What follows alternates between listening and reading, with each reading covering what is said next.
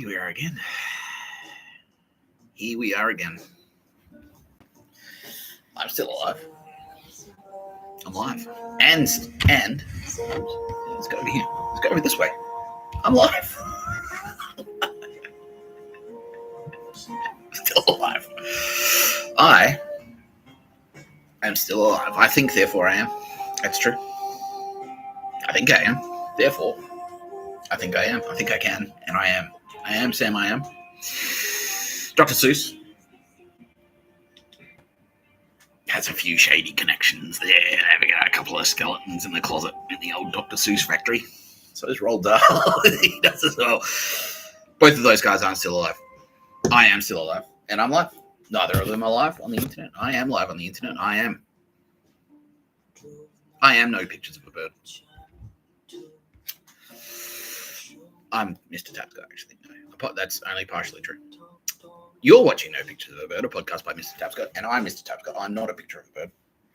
That's why the podcast is actually called, fun fact, the reason the podcast is called No Pictures of a Bird is because I'm not a picture of a bird. I'm not a bird, I'm not a picture.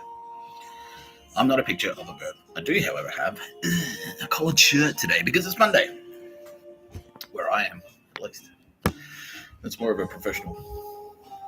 You're meeting the new professional clean cut Mr. Tapscott. I'm not a tradie. I'm out of jail. No, I've had a bit of a constructive day. And also, I have run out of clean t-shirts. And that's why I'm wearing a collared shirt. I just thought I'd share that. I should have called this episode. I should have named this episode Collared Shirts.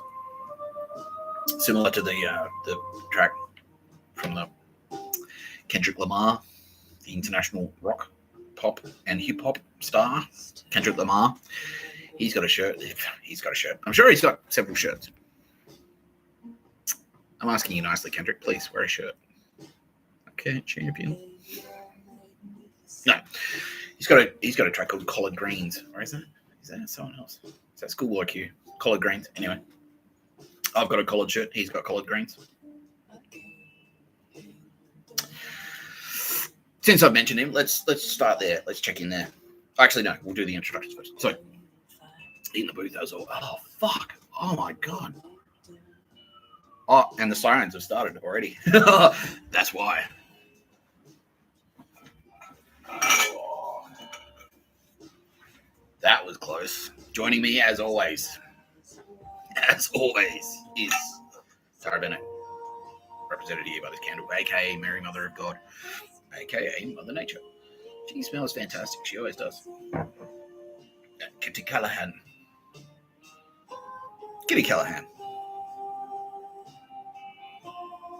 For you, when you need a god that's not quite Shiva the Destroyer, not quite Brahma the Creator. She's a little bit of Vishnu. Kitty Callahan. Represented here by this Granite Island Cup. Can't believe I nearly forgot that.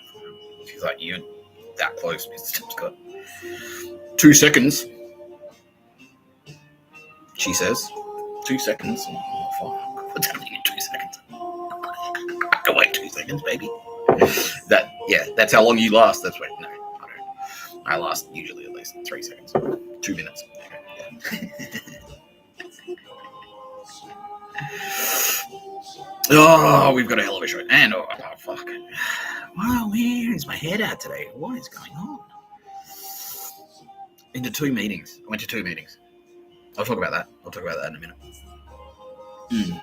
No, Sylvia Jeffries is in the booth, as always. As always, Sylvia. You're in the booth. Sylvia, you know that phrase. You've all heard the phrase, obviously, created by me. Women belong in the kitchen because I am a men's rights activist. That's weird. No, Sylvia belongs in the booth. Yeah. Guy, Tara Bennett wants to. She belongs in the kitchen. Yeah, she's like, that's where she belongs. She's fucking love. Put me in the kitchen. Fucking love the kitchen. Yeah, so that's why the Nazis are like, women can't belong in the kitchen if you eliminate a kitchen. No one should cook at home. Your meal should be provided to you by the state, just like in jail. That's what and sport. Don't watch sport. So you basically just sit there, you wait for your food, you eat it, and then what? What do you do? Keep going. You work on their fucking construction projects, and it eventually just ends up being the Matrix. You know, it's just humans. Like you just got a cable attached to you. That's it, and you're connected to a virtual reality machine that just does tradey stuff. Virtual trading, and then that's your existence. Yeah. Anyway, that's what I'm on board for. That's what I signed up for. Loveliest, Roz, the executive producer. He's also in the booth, supervising closely. Sylvia Jeffries. He knows what he's doing. He's cool. I like Roz. We all like Roz. Everyone likes Roz. He's the loveliest. Ask around. Ask around about Roz. The loveliest. What should we lead with today, team? Nick, Mr. Tapsco, it's your fucking podcast, you loser. Lead with whatever the fuck you want. So. All right, that's true. That's true. Outer Siding provided. She's always here as well. Outer Siding provided the theme music for the No Pictures of a Bird podcast. A podcast by Mr. Tapscott. I'm Mr. Tapscott. That's Zoo Eyes by Outer Siding. I love Zoo Eyes. Love Outer Siding deeply. She's my favorite. She is. Yeah, word's gotten around. Word's gotten around. Tara Bennett, she's like, I heard you're on the internet saying Outer Siding's your favorite and not to tell, and you've been telling me I'm your favorite, and you've been telling Killy Catalan that she's your favorite. Which one is it, Mr. Tapscott? Like, well, of course, all of you are my favorite. Okay.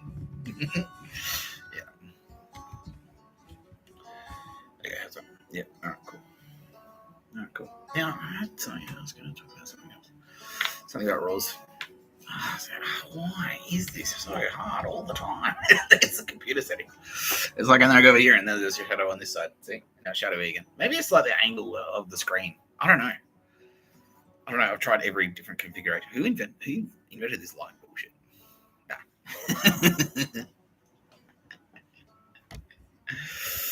Here we go. Now, Kendrick Lamar.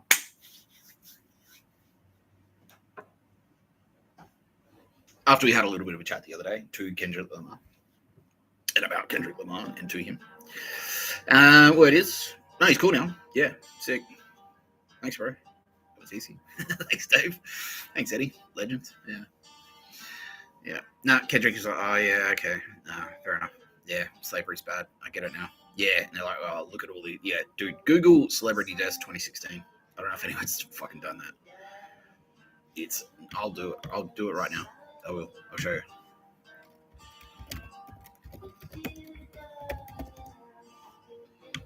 And also, yeah, Dave Chappelle's now saying, you do realize, Kendrick, that their plan is almost definitely to, once you've served your purpose, to kill you too. Like, you get that, right? You get that. And he's like, oh, yeah, well, he's like, yeah, that's the Joker thing. It's like, you know, you rob the bank. That's the Nazis. Like, in that wasn't me. I didn't. Have I done that? Yeah, technically that was me. But this is the Nazi thing. They're like, you know how they're all robbing the bank at the start of that Batman movie with Heath Ledger in it, who is also dead because he got murdered. And he's like, all right, your job is to do this part, and then as soon as they do that part, the guy that's going to do the next part kills that guy, and then his job is to do the next, and then it's like your job is to like unlock the vault, and then like the next guy's job is to like fucking kill the guy that unlocked the vault and take the money put the money in the bag, and then the next guy's job is to like take the money from the in the bag and put it like to bring it upstairs, and then the guy whose job is the getaway driver kills him, and then that's his job to kill that guy. They're all just killing each other. It's a big kill chain. That's what it is. And that's their plan. That's the Nazis. That's what they do. So I'm trying to tell these fucking idiots, like, you don't, like, yeah, like Chris Tapscott, like, dude, they're just gonna kill you. Like, you're doing it for you. They're like, collect intelligence on your son, because that's a good idea. After we've murdered your wife. So, okay. What are you fucking doing? You retarded. It's gonna kill you. You're an idiot. Like, as soon the split second.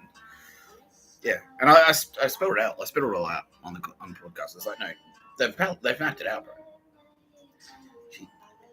They kill Leah Tapscott. Phoebe kills you. Sam kills me. Phoebe kills Sam. It's just Phoebe left. Some gun comes in, kills Phoebe, and then they get all the stuff. That's how they roll. That's what they do. Anyway, the war's not over. Is the vibe I'm getting. Yeah, that's right. Don't forget. Just because you're safe and comfortable now, finally, Mr. Tapscott, doesn't mean. Look at that. Look at that. You know, Kendrick, like this could have been you, bro. Easily. Yeah, Dave. Exactly. Dave Chappelle's like, bro, like, yeah, they're nice to you now while you're useful. The split second you're not useful, bang. Yeah, that's them. That's how they operate, bro. And yeah, you're worse off. Look at that. Fucking hell. Yeah. Septic shock, complications, cancer. That's natural causes. Traumatic asphyxia. Yeah, so he was actually like strangled. Fucking hell. Fuck me. Yeah, Prince. Accidental drug overdose. Yeah. Why did they put the word accidental in there? It's like, is it a drug overdose or not? What are they trying to hide? Anyway, Kendrick, close call, brother. Close call. And that's not a racist thing because, you know, I think we're all brothers. I think we are. Except, unless you've got the JJ. I'm pretty sure you don't. Tara Bennett, what do you reckon? No, Kendrick Lamar definitely has a PP. Okay, it's confirmed. Kendrick Lamar definitely has a PP. Definitely has. Yeah. No, from multiple sources are now confirming this Kendrick. And that's why we're brothers. So, yeah, that's it. What about the trans? Are they your brothers too? Like, oh, yeah. Okay, fine. Yep, sure. Anyway. I won't drop an N-bomb on you. Either the nuclear kind or the word kind. No, I won't do that.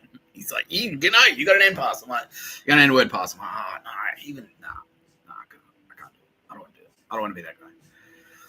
You know? I was thinking about this today. It's like, so there's a lot of greed out there. Like, people are murdering for greed. And the reason I'm going to tell this story is because to do a non sequitur. But it's like, just because I can doesn't mean I want to. You know, it's like, you can say it if you want. I'm like, there's a lot of stuff that I could do. Doesn't mean I want to. You know, it's like you can climb. Like I'm looking right now. There's a roof. There's a roof out the window that I can see with a solar panel on the roof. And it's like you can climb on the roof and smash the solar panel if you wanted to. And I'm like, no, I could do it. I don't know.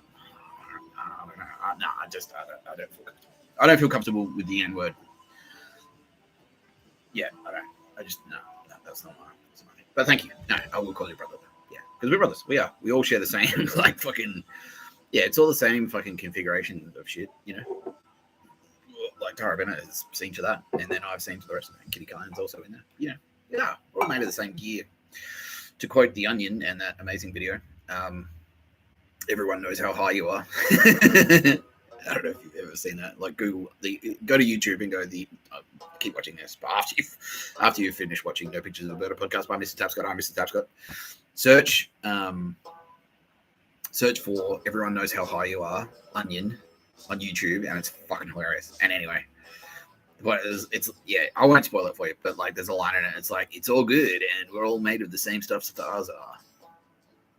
Yeah, and it's like that's true. That's the truth. Yeah, that's true. We are. We're brothers. We are. We're brothers. Yeah, we all are. Unless you've got over JJ, then you're sister. You're my sister. Yeah, that's how we look at it. All of us. Yeah, that's a good suggestion. Thank you very much, Kitty Callahan. Clarification, quick one. So this is actually a clarification on a clarification because what was I clarifying? I was like, nah. Yeah, that's right. Because I promoted like a couple of people to Jedi Grandmaster. It was like, well, does that mean they unranked Turbo Babes? And I went like, no, you're a servant to the Force. And now I have to correct that. And it was like, we're your servants. It was like, no, that's not what I meant at all. I'm just going to say it straight up. No one is anyone's fucking servant unless you're getting paid. Like a good butler. Like if you've got a good butler, look, you're like fucking King Charles or whatever. I'm sure he's got a butler. He looks after them. Yeah, no, I can confirm right now. It's like, yeah, fucking being a butler for King Charles is a sick job. You get paid like 200 grand a year. Yeah. And it's like your job to hang out with the king. You hang out with King Charles. It's like, yeah, sure, maybe you have to make a sandwich, but you're going to do that anyway, right? This way. So you get paid 200 grand a year to make sandwiches. Cool. Celebrities drop by. It's like, it's a fucking sick job. It's like being an entourage. That's okay. That's a 7. That's fine. But no. Mr. Tapscott and the Turbo Babes are very staunchly anti-fucking slavery. All right. Very extraordinarily staunchly anti-slavery. So when I say you're a servant to the you're a servant to the Force. All Jedi's are a servant to the Force. What I actually mean, and Turbo Babes are Force, and therefore you're a servant to the Turbo Babes. That's how people are interpreting that. I'm like, no, it's not like that at all. It's more like, you know how the president, right? He says, "I'm a servant to the people." You know, well, that's what they should be. King Charles, he's like, I'm a servant. King Charles, he's like, look, ask me what I am. I'll tell you, I'm a servant. That's it. My job is to serve the people of England and the world. And the universe. Yeah. And so that's all that really means. Like everyone is a servant. Everyone's a servant to the truth. You're all a servant to not being a douchebag. You are. You're all servants to each other. That's it. And it's just about personal responsibility. You're a servant to koalas, like, and your job as servant to koalas is to not burn them alive. That's the job of the servant. That's the job of the koala servant. And just occasionally go like, would you like some more gum leaves, me lord? That's it. Yeah. If you haven't said that today. No. That's it. That's all that means. That's all I meant when I said like we're all servants to the Force. So the Force is Turbo Babes. Turbo Babes are spirited beings of the universe. They're gods. They are gods. I can say that. They are. I'm a god. I hate saying it, but I'm sorry. It's true. But no. Yeah. Truth is beauty. That's what we are. We're language. We're language and beauty and the truth. It's just the truth. Now, there's a few philosophical steps in there, and you are too. We're all made of the same stuff. I just did the fucking brother, like Kendrick's my brother, whatever. You're my brother or sister. Who gives a shit? Because we're all animated by the same fucking space magic, right? We're all just like we're all the same space magic. That's all that means. And we all kind of have like a responsibility to not be fuckwits about it. That's what we are. So yeah, we're all like, and that's like space magic. You've got space magic in you. I've got space magic in me. You're made out of space magic. I'm made out of space magic. Who gives a shit? But the point is, the responsibility that comes with being made out of space magic is you're a servant to not being a fuckwit. That's it. So when I say like, it doesn't matter like how, if I promote you to Jedi Grand Master, it doesn't put you above not being a douchebag. You have to be cool. You have to be a cool guy. You have to, or girl, or whatever. That's fucking Taylor. Look at Taylor Swift. Look at Tay-Tay. I could promote her to Grand Jedi Master right now. I wouldn't. She'll still just go like, nah, I'm nice. I'm a cool person. That's it. Yeah. She's got how many #1 records does she have? She's fucking hectic. Yeah, and that's the thing. And she'll tell it right now. She's like, yes, I'm a servant. Mr. Tapscott, servant to the Turbo Babes. Yeah. But that's like no Turbo Babe ever. Tara Bennett will never. And I spoke about Tara Bennett in length about how like, no, she's unassuming on purpose. Like she'd never, like no Turbo Babe. Kitty Callahan is never going to turn up. Like Jesus, your Lord Jesus or whatever the fuck. They're not going to. Kitty Callahan's not going to turn up to your fucking house and go like, you there, polish my boots and make haste about it. Otherwise, before misfortune will befall you. Like that's never happened. She would never do that. No, Turbo Babes are yeah. They're servants to the truth as well. That's it. That's all that means. Now I was sort of thinking a bit more about that, and I thought like a good analogy is if you're a Jedi, right? All this is, right? Turbo Babes are the ocean. Turbo Babes are the ocean. Jedis are surfers, right? So you could say that to Bodhi. You could say that to Keanu Reeves in Point Break. Bodhi could say it to Keanu Reeves, like, you're a servant to the ocean, man. You're a servant to the ocean. We're all servants to the ocean, brah. Like, that's all I sort of meant. It's like, you know, you're a Jedi. Yeah, all being a Jedi is like you're in the ocean, which is the universe, like you're surrounded by space magic constantly. Fucking, you got turbo babes in there who are the space magic, and you're just learning how to be like, okay, cool, I can handle this, like how to fucking surf and stuff. That's all that means. Yeah, so it's just like a little bit of a hippie, like you're starting to think, like, yeah, we're all servants to the waves, man. We're all servants to the ocean, bruh. Like, it's not in the ocean is gonna like if you're a surfer. It's not like the ocean is gonna fucking demand that I have enslaved you. You know, it's not gonna do that shit. Like I do. Report immediately to the silk mines of Kessel or whatever the fuck. That's a Star Wars reference. I spoke at length about Star Wars yesterday. That was alright. Does that make sense? Rods was saying like, yeah, cool, few. Yeah, because a few people were like, oh shit, they're here to enslave us. Like, no, definitely, absolutely not. No, Mr. Tapscott is very, as you've hopefully gotten the message by now. Mr. Tapscott is anti-slavery. No one's a slave. No slavery at all. No slavery at all. No slaves. No one wants any fucking slaves. All right. All that means is like, look, if you're a Jedi, turbo babes are the ocean. That's it. Turbo babes are the ocean. Right? Jedi are surfers. And so when you're a Jedi, you're learning how to like be in the ocean and swim in it and, you know, have a good time. That's all that means. And it's like, it's the same as the ocean, you know. The water's like, just be aware, you know. Like, you can have a great time in the ocean. Surfers fucking have a great time. Surfers love it. But at the same time, you do kind of like, you got to have your head on straight. Like, you don't want to get pummeled. Like, you can still, you know, screw up being a surfer. But it's just like a level of awareness, you know what I mean? So if you're a Jedi, and that's the thing, like you wouldn't necessarily, I don't know. Well, that's what that means. It's just a loose analogy. That's it. I'm just saying like Bill Burr and Stokelaser, and that's the thing. Like that's why Stokelaser. That's why Rich Evans and Stokelaser and Rich Evans and Stokelaser, and Bill Burr, because they just fucking paddled out. It's like, oh, there's some water. Like, yeah, me and Tara and Kitty, we're just like, all right, well, we'll start introducing people. It's like, so anyway, this is way, and as we're trying to explain it, it's like, what the fuck is that? It's the class is like, like, whoa. He's just like fucking. You were saying, he's in the barrel, and he's just like, he's got an ironing board on his surfboard, and he's just like casually doing his ironing as he's in like a fucking massive barrel. Like, holy shit! Look at that guy fucking go. Same as Bill Burr. He's just like, yeah, I can do that.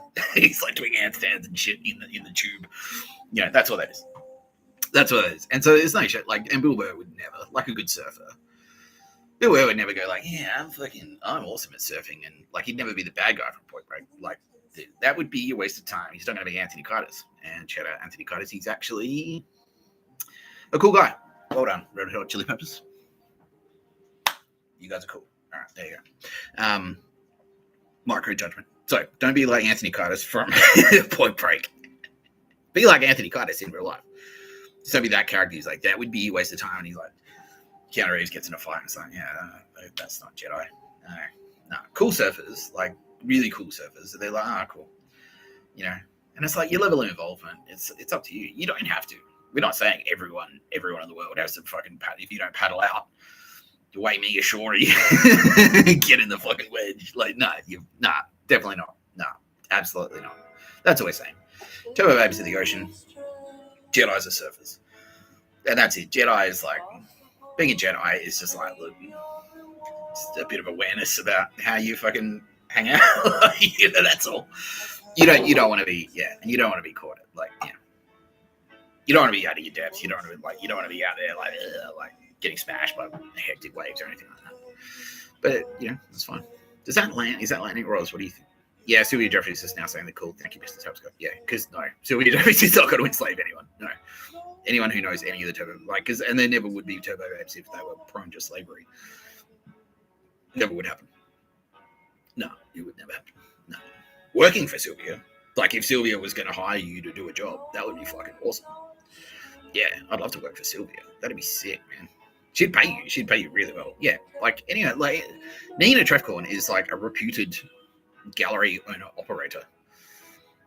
She doesn't have like ask her fucking artists. Nah, she would never exploit anyone. She's the last person in the universe who would exploit any of her workers ever. No, any artist. No, she'd never rip off an artist. She would never enslave anyone. Tara Banner, obviously, she's got employees. No, she wouldn't do it.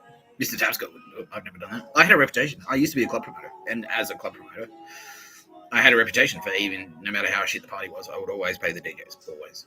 Every time. And now, can confirm. Yeah, I've got people in that. I go, that's true. That's true. He would. You'd always get paid if you work for fucking Nick. Always.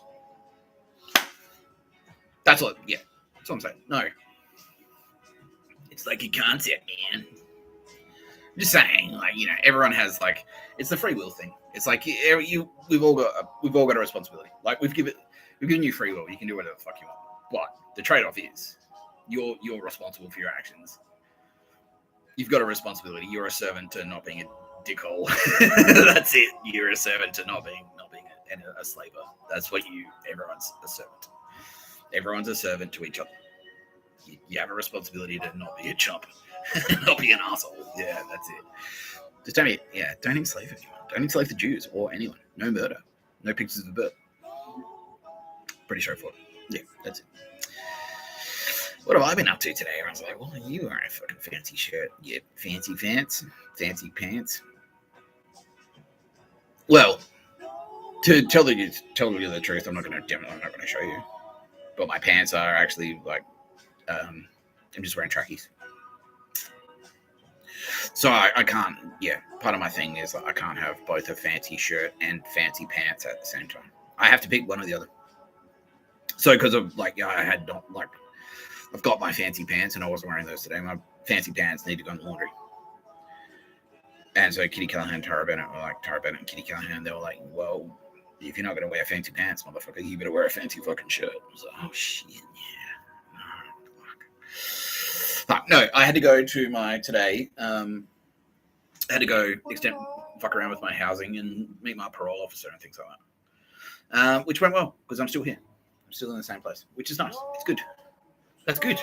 It's so good. It feels so much more relaxed. Yeah, because like the hecticness of the last hitch where it's like, and even if I had the motel, but it was like Chris Tapscott was paying for it. And so there was always even in that motel, there was always the possibility that like fucking some douchebag. There were still douchebags there, like, you know, constant being hacked constantly, energy weapon attacks, like all that shit, all that trash. That was still a possibility.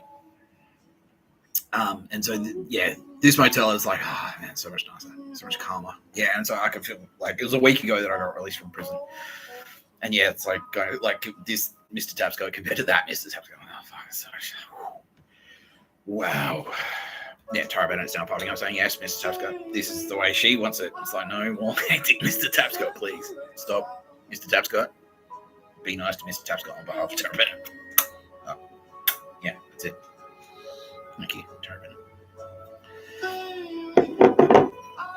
Isn't she nice? Isn't she nice? Anyway, we've got a big show today. They're all pretty big shows, you know. Yesterday I called the thing Bill and Melinda Gates, but I started talking about Star Wars instead, and so I didn't have time to talk to Bill and Melinda Gates, but we'll do that today. Melinda and Bill Gates. Bill and Melinda. I was also maybe going to like talk to Kyle and Jackie O, because they're on the radio. They're pretty big celebrities. Talk about Lawsy passed away, unfortunately. What else can I do? Now, because I've introduced all the Turbo Babes doesn't mean there isn't more Turbo Babe talk that we can't do. And so what we're going to start doing now instead is going a bit more in depth on the Turbo Babes, each Turbo Babe. So a couple of there was a period where I just sort of like glossed over a couple of the Turbo Babes, and I'm going to go back and like make sure that you get to know them. You get to like a bit more thorough. We're a little bit more thorough about the Turbo Babes and who they are and what they do. Yeah. Oh, I forgot to finish my thought again. Yeah. Yeah, the N-word thing. I was like, oh, it's like Yeah, and it's like the Nazis, how like, yeah. I had some gnocchi. I ate some gnocchi just before, and I was like, it's going into my brain. What was I saying? Yeah, it's like nonsensical. It's like I could say the N word, but it's like I don't need to. I don't want to. It's like, and it'd be like, well, yeah, be like, I want 100 Xboxes. I was like, well, what if what are you gonna do with that? What would you do with 100 Xbox? It just doesn't make sense. So it's like pointless. Great, having it for the sake of it. It's like why? It's just greedy for no reason. It's like that's stupid. Yeah, that's all I'm trying to say there. Okay. Okay. Nah, Roz is like, yeah, it's fine, man. You had a huge episode yesterday. You've done a bit of work today. You had 2 meetings. That's right. Yeah, I got my housing extended, and then I went to see my parole officer, and she was like, okay, I'm not gonna make you do anything right now. Come back in 2 weeks. All right. Done. Cool. There's still a bit of douchebaggery out there, unfortunately.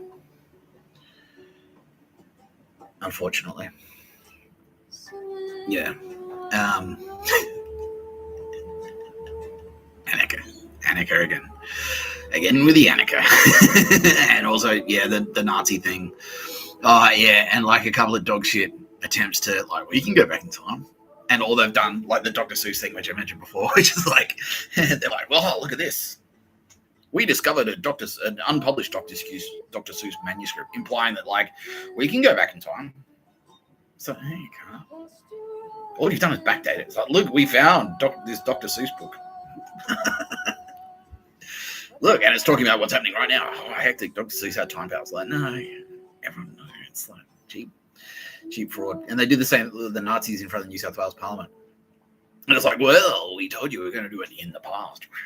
How did we do that? It's like, did you just backdate your computer, change the date on your computer, so that when you send the email, it looks like it's being sent from another date and not today? Is that what you... It's like from the past. Everyone was just, no, it's so transparent. And that was actually, yeah, it's one of those things which is better for us because now we've got a paper trail. It's like, okay, so we thank you for all of you chumps who are involved in that, because now it's like you've done our job for us, and we can just see there's an electronic paper trail connecting all the Nazis in New South Wales Parliament to that event. I was like, oh,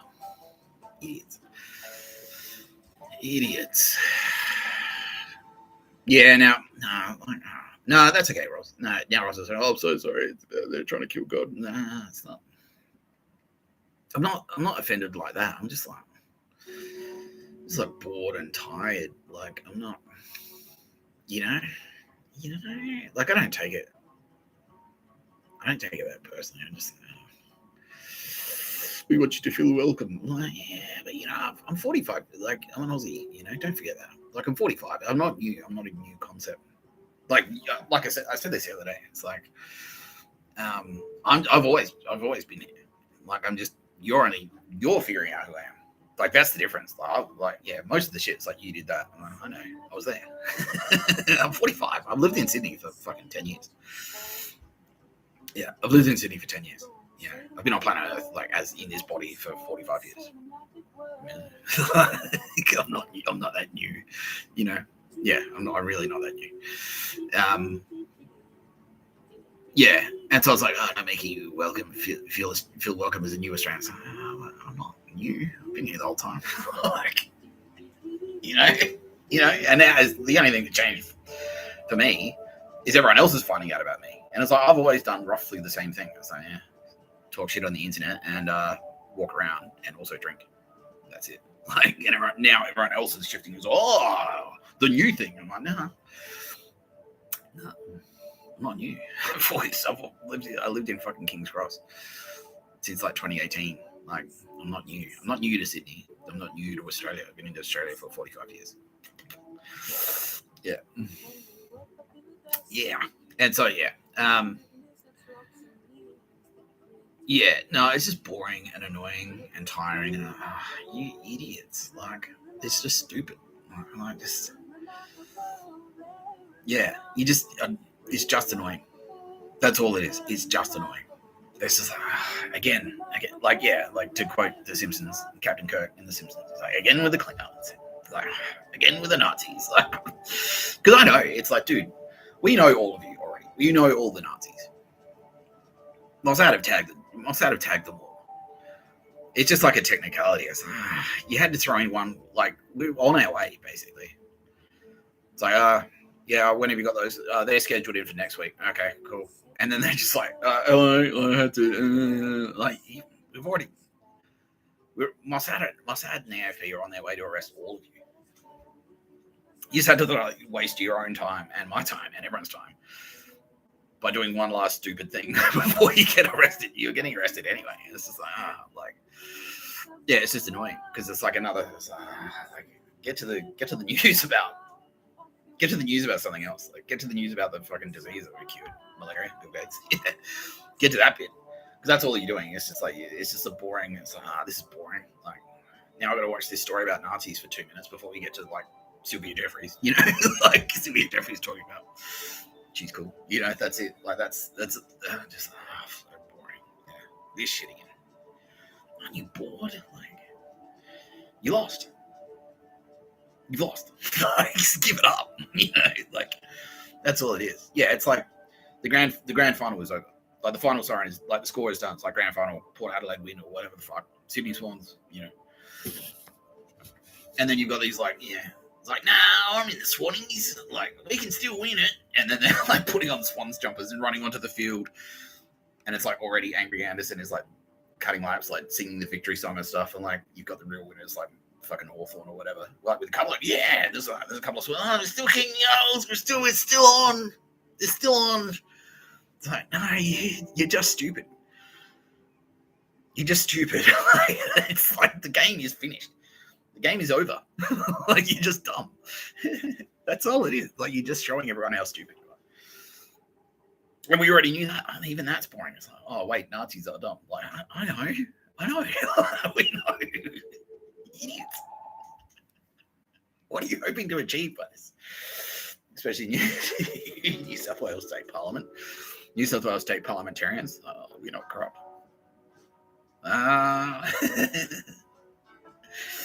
Yeah.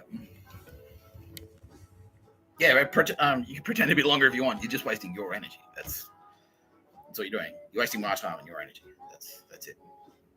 And everyone else's time. You're wasting everyone else's time. We all just want to have a good time. Again, summer's around the corner. What is it? It's like, yeah, the 10th of November. So how long? Like, we don't have long until summer. I want this shit wrapped up by summer, so I can just, me and Tara Bennett can just go to the fucking beach and drink a schooner, drink a cold beer at icebergs without having to worry about like some fucking fucked up. That's it. That's it. I'm just hurry up. Yeah, get this Nazi shit wrapped up. And, like, I've done my bit. I walked around and like crushed them. The Douse, and that's like, I'm not angry that this is like you just give it up. Like idiots. You're not achieving anything. You know what I mean, Rolls? Yeah. I'm fine. I'll get it. Oh. No, it's fine. Yeah, it's fine. This is cool. I'm comfortable. This is good. I'm nice and relaxed and comfortable. Yeah, got my shirt on now. Turns out the place where I'm staying, there's a housing office just down the street. Easy. The parole office is like between the housing office and where I'm staying. Easy. I checked my bank account before. Like the Centrelink, I got another Centrelink payment. I didn't even have to like jump through any hoops or get a MyGov account or download an app or any bullshit. It just went like, there you go, there's the money. Easy. Done. Happy. That's it. Got the internet. Yeah.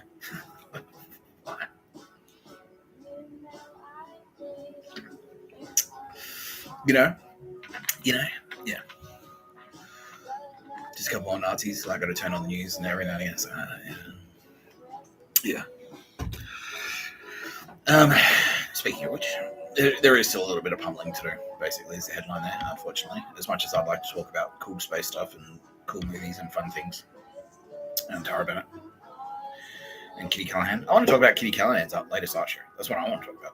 I want to talk about Tara Bennett and her new fucking whatever. Like, come to Provider to get the new Provider collab, like the Kitty Callahan fucking Tara Provider store like crossover.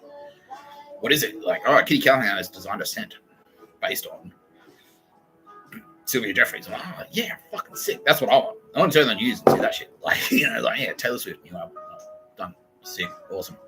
Slayer are touring. Yeah. Instead, it's like turn on the TV. It's like, no, it's Nazis are still there. There's still a chance, guys. There's still a chance. Stand out in front of Parliament. Like they don't already have all their fucking faces. Like one of them's half covered his face. It's like, you know who you are, you moron. You've been under surveillance for years. Anyway, that's what I want. Anyway, yeah, but instead, yeah, there's still pummeling to do. There is still pummeling to do. So let's start here, shall we? Now, yesterday,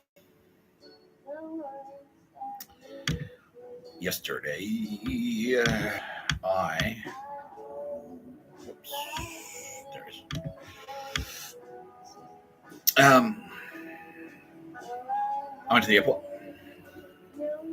because that's, like I said, that's what I've been doing. So the whole point of walking around and like making like really loud noises and like being a fucking idiot on the internet, like doing stupid shit and sleeping in the airport, is to lure people in. So people go like, oh, he's at the airport, let's go there and give him shit.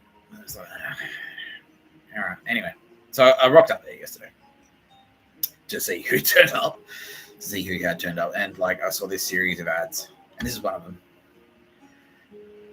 Trafficking happens online too. If you suspect it, report it. So this is a collab between fucking Melbourne Airport, Sydney Airport, and it's like they put these ads up, which basically the implication, it's dog shit fan, it's dog shit email. So trafficking happens online too. They're trying to imply I'm the king, so they're at least acknowledging that. But I just made myself throw up. Anyway, they're at least acknowledging that I'm a guy, I'm a thing, which is true, because otherwise, like, which is what I've been trying to get them to. It's like, if I know one, why the fuck are you so invested in where the fuck I sleep? Like, who gives a shit? And that's why I want it, Anyway, so trafficking happens online too. So what they're trying to say is like these videos, me being on the internet is drugs on the internet. I'm drugs. Drugs is like sin. So weed is sloth. Like cocaine is ego. Ice is like being like detached. Like crack is like, I don't know. You get the point, though, right? Yeah. So like the drugs can happen online too. Implication king online too. If you suspect it, report it. So what they're trying to do is get people to fucking. Like, I saw Nick Tapscott like snatch a candy bar. I saw Nick Tapscott snatch a fucking Snickers bar. Yeah, like put him on in the airport. That's where he sleeps. Like, idiots. And I've got fucking. What is that going to achieve? Like, obviously, by now, you haven't figured it out. Yeah, so they're just like they're trying to get people like, yeah, if you see something, say something. If you see something about Nick Tapscott, the guy who's trying to see, even that on board is saying that the guy who's trying to like end slavery and save the lives of stop the genocide of Kuris, stop the murder of like 6 billion people, prevent World War III. It's Dobby Min. You can help Dobby Min. Trafficking hides in plain sight. It's like, well, if you see, watch him. Like, surveil him. And this is the one that really kind of shit me. This one. This is the worst one. I don't know if you can see it. Yeah. Marriage is a choice, not a job. So what's happening here? Because this is their thing. So they kind of hijacked the entire thing. So right at the very start of me walking around, like the first original pictures of it was me kind of getting to know Tara, and it was me like that's me realizing things. Like it's all of it was focused around me realizing things, like fast, slow, brand new, ancient, like all that shit. Pictures of a bird, all of that crap was just about me realizing stuff. Like it's like, oh, you figured out that. What was one of the things? Like, I don't know. You figured it out that like Tara Bennett and Kitty Callahan are separate entities. Like ooh, fast. You got there quickly, fast. And then like the main one is like, oh, Tara Bennett and myself, like moving towards getting married. And it's like that's not a new thing either. Like, is that like into no? It's hijacked from us, but it's not a new thing. It's like, well, we'll be married in no time if you keep this up, right? And so these dog shit pictures of the bird losers have assumed that was about me marrying them, which it fucking wasn't. It's never been about that. That's the thing. It's always just been about me and Tara. The whole thing. All the pictures of the bird. All the walking around. It's about me fucking walking around with Tara to get to know Tara Bennett. Nick Tapscott and Tara Bennett. It's a love story between us two. But these pictures of the bird losers have taken this language and assumed it was about them. Like, that I'm married to the pictures of the bird losers. And it's like there's ads on TV and stuff, and it's like there's an ad where a guy like reverse parallel parks his car and he scrapes his rims on the gutter, and that's something I did. And it's like, that's grounds for divorce. And it's like, I've been trying to divorce you cunts for fucking 2 years now, 3 years now, because I hate you. Good. If it's grounds for divorce, fuck off. Because it was never about me marrying you pictures of the bird losers. It's about me marrying Tara Bennett. By like me realizing who I am and who she is, and us fucking hooking up. That's all that shit's about. And so when I switched, and I was like, it's never been about marriage, you fucking twats. And so that's the thing. I think, Nick Tapscott sexist, and the whole point was Jesus Christ appeared to Nick Tapscott and says, you're a sexist because you drink too much beer, and so instead you need to marry pictures of the bird losers. Nick Tapscott. You need to convince us to marry you by finding the picture of a bird. I was like, nice. What the fuck are you talking about? And then that's what I was saying. Like, and so yeah, that's what they're saying. That's what this thing is saying. It's like pictures of a bird is not a. And I was saying like, no, you need to pay me for the pictures of the bird. If you want me to do a picture of a bird, you want me to come to your shop. The price now is $50,000 an hour. So for $50,000, because it will take me at least an hour, because I'm going to take my time. I don't want to. Yeah, I'm not going to go out of my way to go to your fucking shop. It's going to take an hour. Because if I have to fucking catch a train there, a taxi, whatever, it's going to take time. No, I don't want to stop my day. $50,000 an hour. I can't do anything. It's not a job though. It's a marriage. It's like no.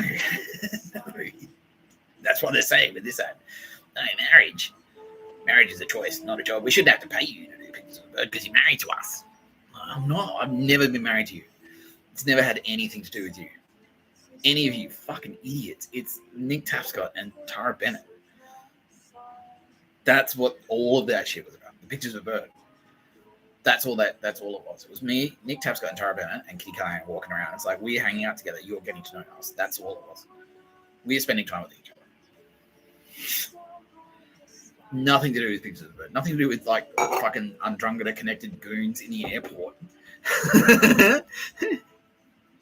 Now we're married to you. Never marry you ever. I'm pregnant. Well, I hope it's yeah. I hope it's something bad to do with. I hope it's bad. I hope it's a bad child. I hope it disappoints you. I hope it farts a lot. That's what I hope. I hope it shits itself constantly. Yeah. Idiots. Nah, you gotta marry us. We married. It's not a job. Marriage is a choice. Okay, if it's a choice, I choose fuck off. Fuck you. I've been trying to get you to fuck off. And that's why I was like, there was a period where I was walking around. I was like, yeah. So, like, because like you walk into a supermarket, I just want to get an apple. Like, no, block off the aisles, and you got to do this, otherwise, like this guy's going to glare at you and follow you around like a nerd if you don't go to the tampon aisle and pick the tampons, because women like tampons. You're not a sexist, are you? I'm walking around, it's like, look, listen, bitch, you're dumped. Fuck you. I hate you. I hate your parents. I hate your family. I hate you. I'm cutting my penis off, and that's why they're like, I'm going to go suck a dude's dick. I'm going to get on Grindr. I'm not gay, but I will. Bill, you're in luck. Bill Burr, you're in luck. I'll finally cave to Bill Burr's demands and have a gay relationship with Bill Burr to get away from you fucking pictures of a bird losers. Yeah, so it's like, and it's even that, just even the fact that you haven't, everyone else in the world has accepted that pictures of a bird is bullshit. You're just wasting your energy. You're just wasting your time. And the other thing I saw, since I'm ranting about the airport, and another thing, I saw, like, you know how Sydney's, because that's like I was saying this as well. It's like you can see how like state government's like, oh fuck, like the Undrungada, like connected state government fucktards. They're like, oh fuck, party's over. Party's over. Quick, rush through as many dog shit projects as possible. Yeah, like Roz is like, yeah, just like the fucking stadium. You're upgrading it for no reason. Yeah, and the first thing they do, they don't start with like the things that can easily be finished. It's like, well, we got to dig a giant hole. So we've started now. Like, you can't undo that. We have to finish it now. Yeah, so the security upgrade at the domestic terminal, it's fucking trash. And I copped huge attitude because I was like, what is this shit? And I'm just like, I'm trying to go through the security thing so I could like wander around and cut laps for a bit and see who like turns up to staunch me, like get a couple more Aces goons on camera. And it was good because not that many Aces losers turned up, which was nice.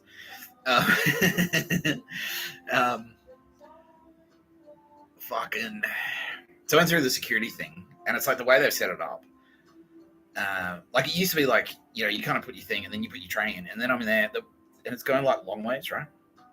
So you have to line up, but you're not necessarily putting the tray in order of who's first, right? So it's like a production line, but the thing is, like, it's like trying to get into traffic. So all the people behind you, so if you're right up front, and they're like, yeah, over there, there's a space, and they're rushing you. Oh, come on, over there. And the guy was like a fucking twat, massive dickhead. Empty your pockets. Empty your pockets. Like he's like, belt off, empty your pockets. Like he's like searching you, like you're a criminal, like straight away. It's like, yeah. And not just to me. Obviously, it was doing to me because I am a criminal. I've been to jail. Oops. Yeah, I just did a big spit on my fucking screen. Yeah. But he's like, empty your pockets. And then I'm trying to get the tray in, and the tray's passes like, I can't get in here because the four people behind me. This is the worst design in the world because the four people behind me, obviously they're putting their stuff in, they're getting their shit through. Because the point of going through a security thing is to get it fucking done. Security sucks at the airport. Like it's a horrible experience. No one likes that. No one wants to get pat down or like scanned or any of that shit. You just want to get on your fucking flight, right? So there, it's like, oh, so everyone's putting it in, and it's like, you can't get the tray in. And the guy's like, empty your pockets. He starts like throwing trays. And it's like my stuff, like my phone, my wallet, my glasses, my watch, my obviously not shit watch is in the tray. He's just picked it up. No, it's not straight. And throwing it around. Security guy. I'm just like, you're a cockhead. Like, why? What does this achieve? What does this achieve, you fucking idiot? I'm disappointed. I thought I was going to get to murder some Chinese people. Okay, let's zoom in on this guy right now, shall we? Keep going. On board for that. Okay, so to the security. This is the live judgment. Snap live judgment on the security goon at the airport who's a fucking dickhead. Okay, Jimmy or James or whatever the fuck. You've committed 3 murders. Let's go straight into the Mr. Tapscott minimum scoreboard.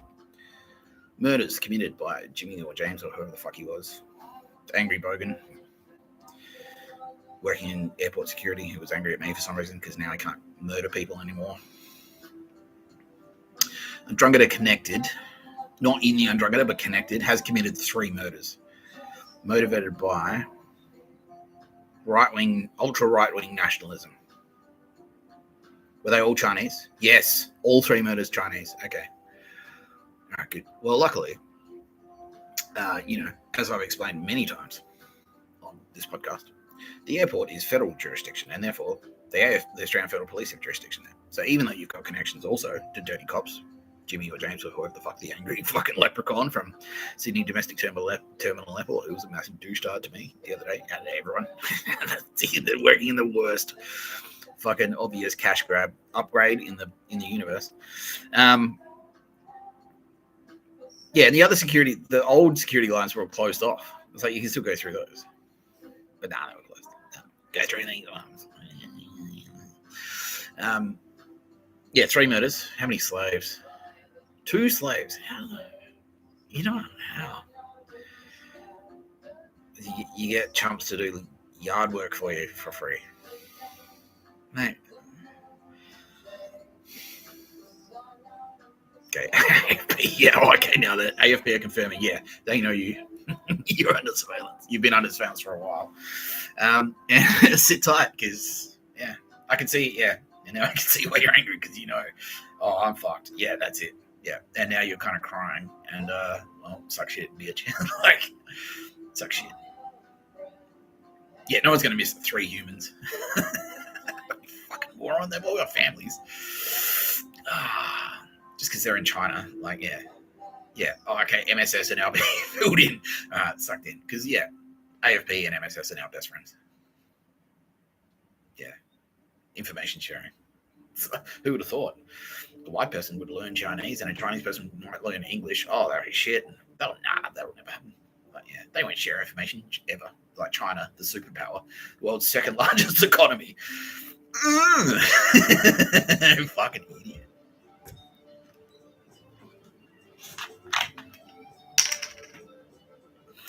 Fuck you. Why did you expect that?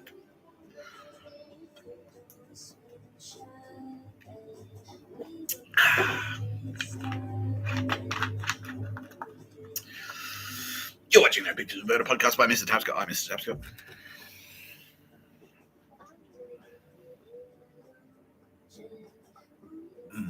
Okay. All right. Well, that's a good hour. Almost killed. That killed an hour. No. Yeah. I mean, the hours. Who cares? It's not time wasted, boys. You can't waste time. Cherish it. Cheese the day. That's another Simpsons. Yeah. So pretty sure. Pretty soon. I don't want this podcast to be called No Pictures of a Bird. Podcast by Mr. Tapscott. I want to call it Bill Burr is gay and Simpsons reference podcast by Mr. Tapscott. But I still have to do this bullshit. I still have to do this like pictures of a bird. Like, yeah, it's like, yeah. And it's like, yeah, that's why the other Star Wars movies sucked. Because like once you've blown up the second Death Star, it's just like, well, what are they doing now? Like, obviously they've got other fucking shit to clean up, but who cares? Like, movie's over. Movie's over. It's like, I'm sure they had to do like in the Star Wars universe. They had to fucking go around and like, what? You're still in the Empire? Like, yeah. Didn't you hear? They blew up another Death Star. The Emperor's dead. Darth Vader's dead. Let's go. Be still. Nah. The Empire can come back. No. Why not? Ewoks beat you. The Ewoks. What are you doing?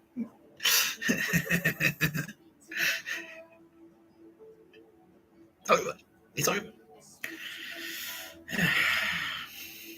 You're watching No Pictures of the Murder podcast by Mr. Tapscott. Mr. Tapscott. Yeah. Let's talk to Kyle and Jackie.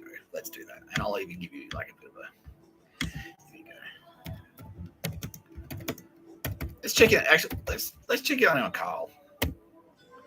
How's Carl doing? Carl Stefanovic and says, let's check it out there. Here we go. How are you, Carl? And says, they are fucking great. That's great.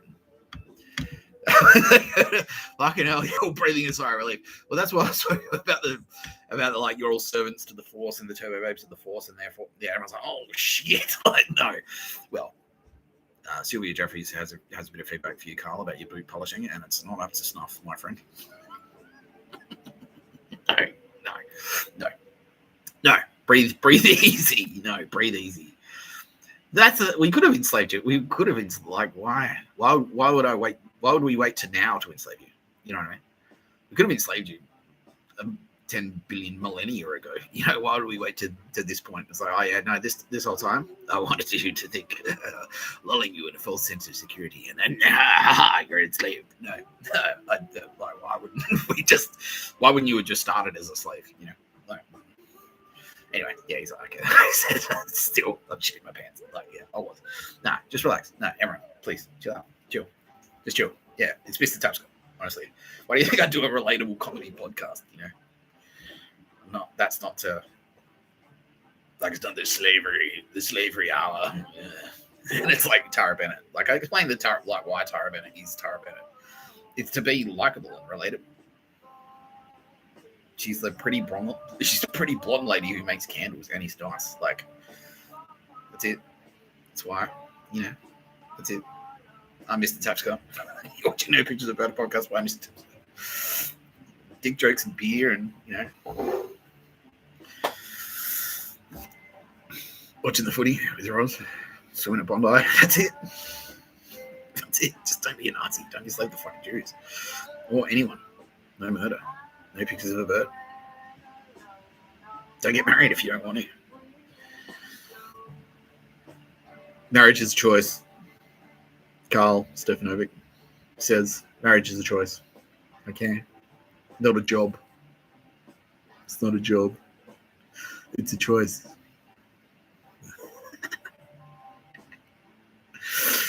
Yeah. It's not a job. It's a chore. No, it's not a chore either. No, I'm sure it's not a chore. No, definitely not. Do whatever you want and get married if you want. Don't get married if you don't want. I don't know. Yeah, Tara Bennett is like, no, thank you, Mr. Tapscott, because that is actually still a problem. Like in arranged marriages, yeah. Don't. Yeah, no, none of that shit. Only married for love is what she's saying. That's the thing. Yeah. And she's right. I agree with her. If it feels like a chore to get married, it's probably not right. That was my position. Yeah, I'm just like with the kids thing. I was like, yeah, but it's unethical. Like, it's just like, don't have a kid. Like, why? Like, I didn't really. Hey, Nick Jr. Hey, Frankie Boy Jr. I didn't really like you. I didn't really want to have you. I don't really like you now. But I just felt like Telstra Corporation told me if I didn't, they were gonna, I'd something like Catholics wouldn't like me or something. I don't even like too bad. No, that's not a reason to have kids. Same like, why'd you get like, yeah, why are you miserable? Why are you with them? You're miserable. You're both miserable. What the fuck are you doing? Well, I thought I have to. Well, no, you don't have to. You don't have to. You don't have to. You don't have to. You don't have to. Yeah. Anyway. Yeah. Yeah, so this is Monday day. So I've sobered up considerably, basically, from definitely not drinking. Yeah, we're in the college shirt now. Yeah, and it's rough day at the office, Nick. That's what this is. Like, email and fucking, the adjutant from the food, something. Johnson report and all that shit. Yeah, anyway, speaking of reports and Johnsons, Kyle, can I have a report on your Johnson? Yes, I am lowering the bar down to your level, Mr. Sandilands. So, and also Ms. O, Jackie O. What does the O stand for? I don't know. I'll look it up. Surely not Onassis. No, it's definitely not. Okay, how are we? Are you even on the line? They are. Kyle and Jackie O. Watching me. No pictures of a bird. A podcast by Mrs. Tapscott. Mrs. Tapscott. Yeah. I don't know. I need like the Simpsons. Another Simpsons reference. I need like a toilet flushing sound effect. Anyway, how are you guys? Yeah, great. Okay. Yeah. Oh, that's right. Yeah. Oh, it is sad. It's a sad episode. Yeah, because Lawsy, right? Yeah, and fucking Richo before that. What the fuck, Nazis? Yeah. Yeah. No, definitely. No, they both are. Yeah. Yeah, both of them. Kitty Callahan and Tara Bennett. Tara and Kitty and Tara. Both. Yeah. No, they're looking after them. Don't worry. Yeah. No, yeah. Richo and John Laws. So that's like, that's what kind of grinds my gears about the pictures of a bird thing, is because like they're all like, oh no, you have to be squeaky clean and never swear and never have a beer and never laugh. And it's like, what the fuck are you talking about? And so it's like dudes like John Wallace, like, well, he was controversial at times and therefore he's definitely got hell. No, I don't give a fuck. Who cares, man? Yeah, it's like it's like and people apologizing to me. It's like, oh, sorry about this and sorry about that. I'm like, I don't care. I kind of like look at that as like, We're all on. You're on the footy field. Like Lawsy was on. Like people like John Lawsy, and it was the same with Kerry Packer. It's like, well, nah. It's like Kerry Packer. If you're a footy player, you should not have to apologise for tackling someone, and that's what I look at it as. It's like, nah, he plays footy.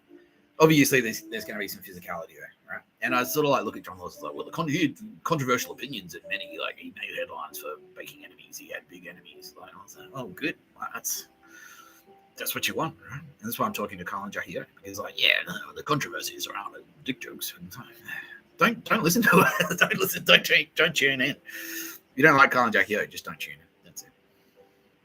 Anyway, this is me talking about myself and my opinions when I'm supposed to be talking to you. Kyle, how are you? Misses seeing me around King's Cross. I miss being around King's Cross too. Where, dude? I know you used to have a business like down on the end of Ward Avenue there. Is that, yeah, you did. Yeah. You don't really go out because of all the goons, and you're glad that I'm going to come back and clean it up. You've been to Dulcie's, you know Brandy. Oh, great. Well, that's great news. Yeah, because Brandy's a cool guy, right? Yeah, he is. Yeah, and Dulcie's a great. Oh, yeah, they do amazing work, man. Yeah, cool. Well, that's great. No, I'm glad that. Yeah, because like I was saying to Mads, do you know Mads and Lana? And he does. He knows them too. Okay, cool.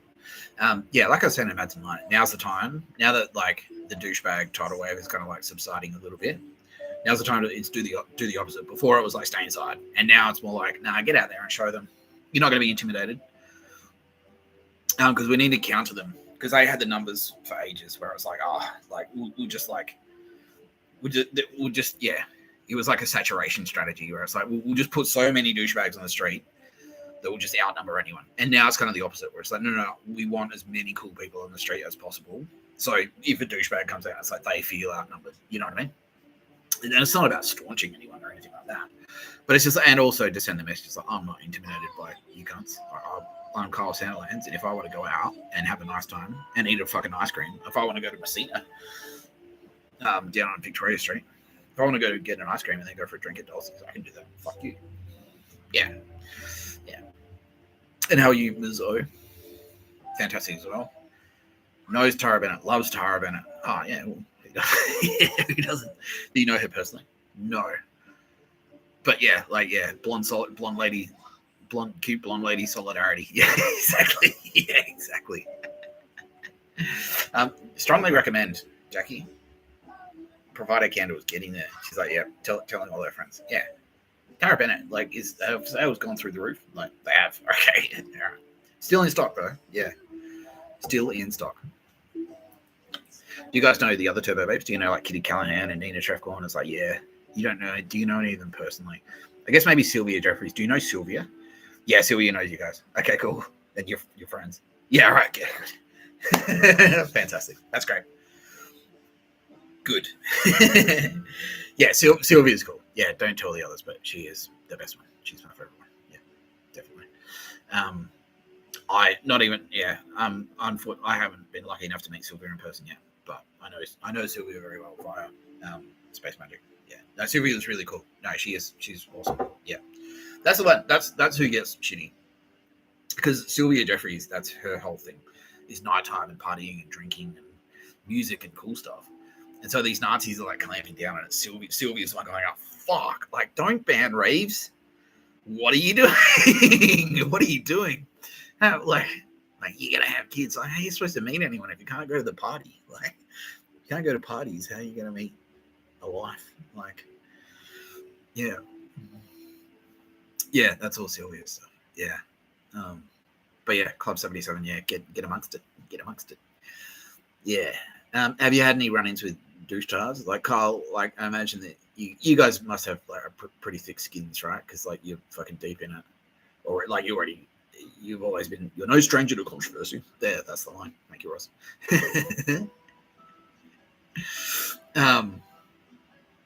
Yeah.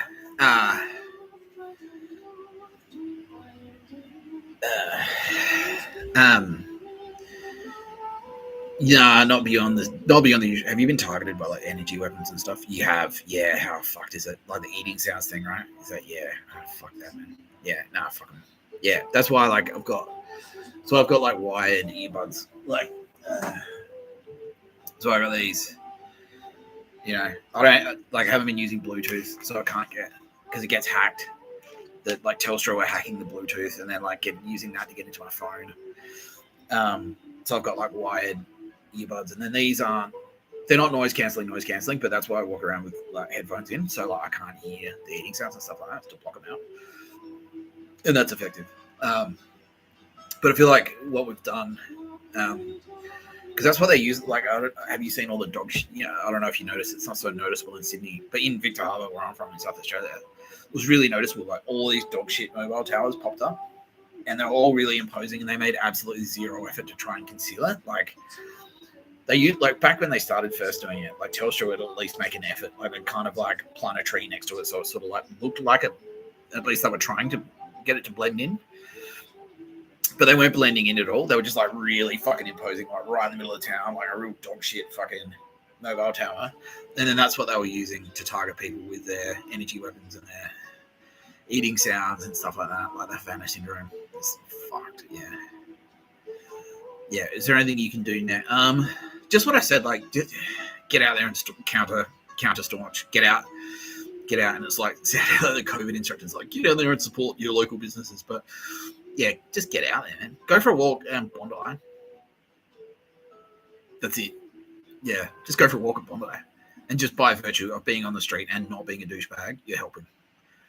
And then go for a beer at Icebergs, or go and get a schooner at Icebergs, or the RSL, and just like post it on social media. It's like, look at me enjoying my beer. That's it. That's all you have to do. And then like, yeah, it just shows them like, I'm not intimidated by you cunts. Like, who's my NFL team? Or who's my NRL team? Roosters. I'm a Roosters guy. Why the Roosters? Just because I'm not from Sydney originally, and so when I first got to Sydney, I had to pick a team, and so I just sort of like looked at where I lived. I was like, well, where am I? And it was like, well, I was in Surrey Hills. It's like, well, technically that's Rooster. And so I just picked one, and then I didn't really. And then I kind of like, I actually didn't want to be a Roosters fan because it's like, oh, that's the eastern suburbs wankers.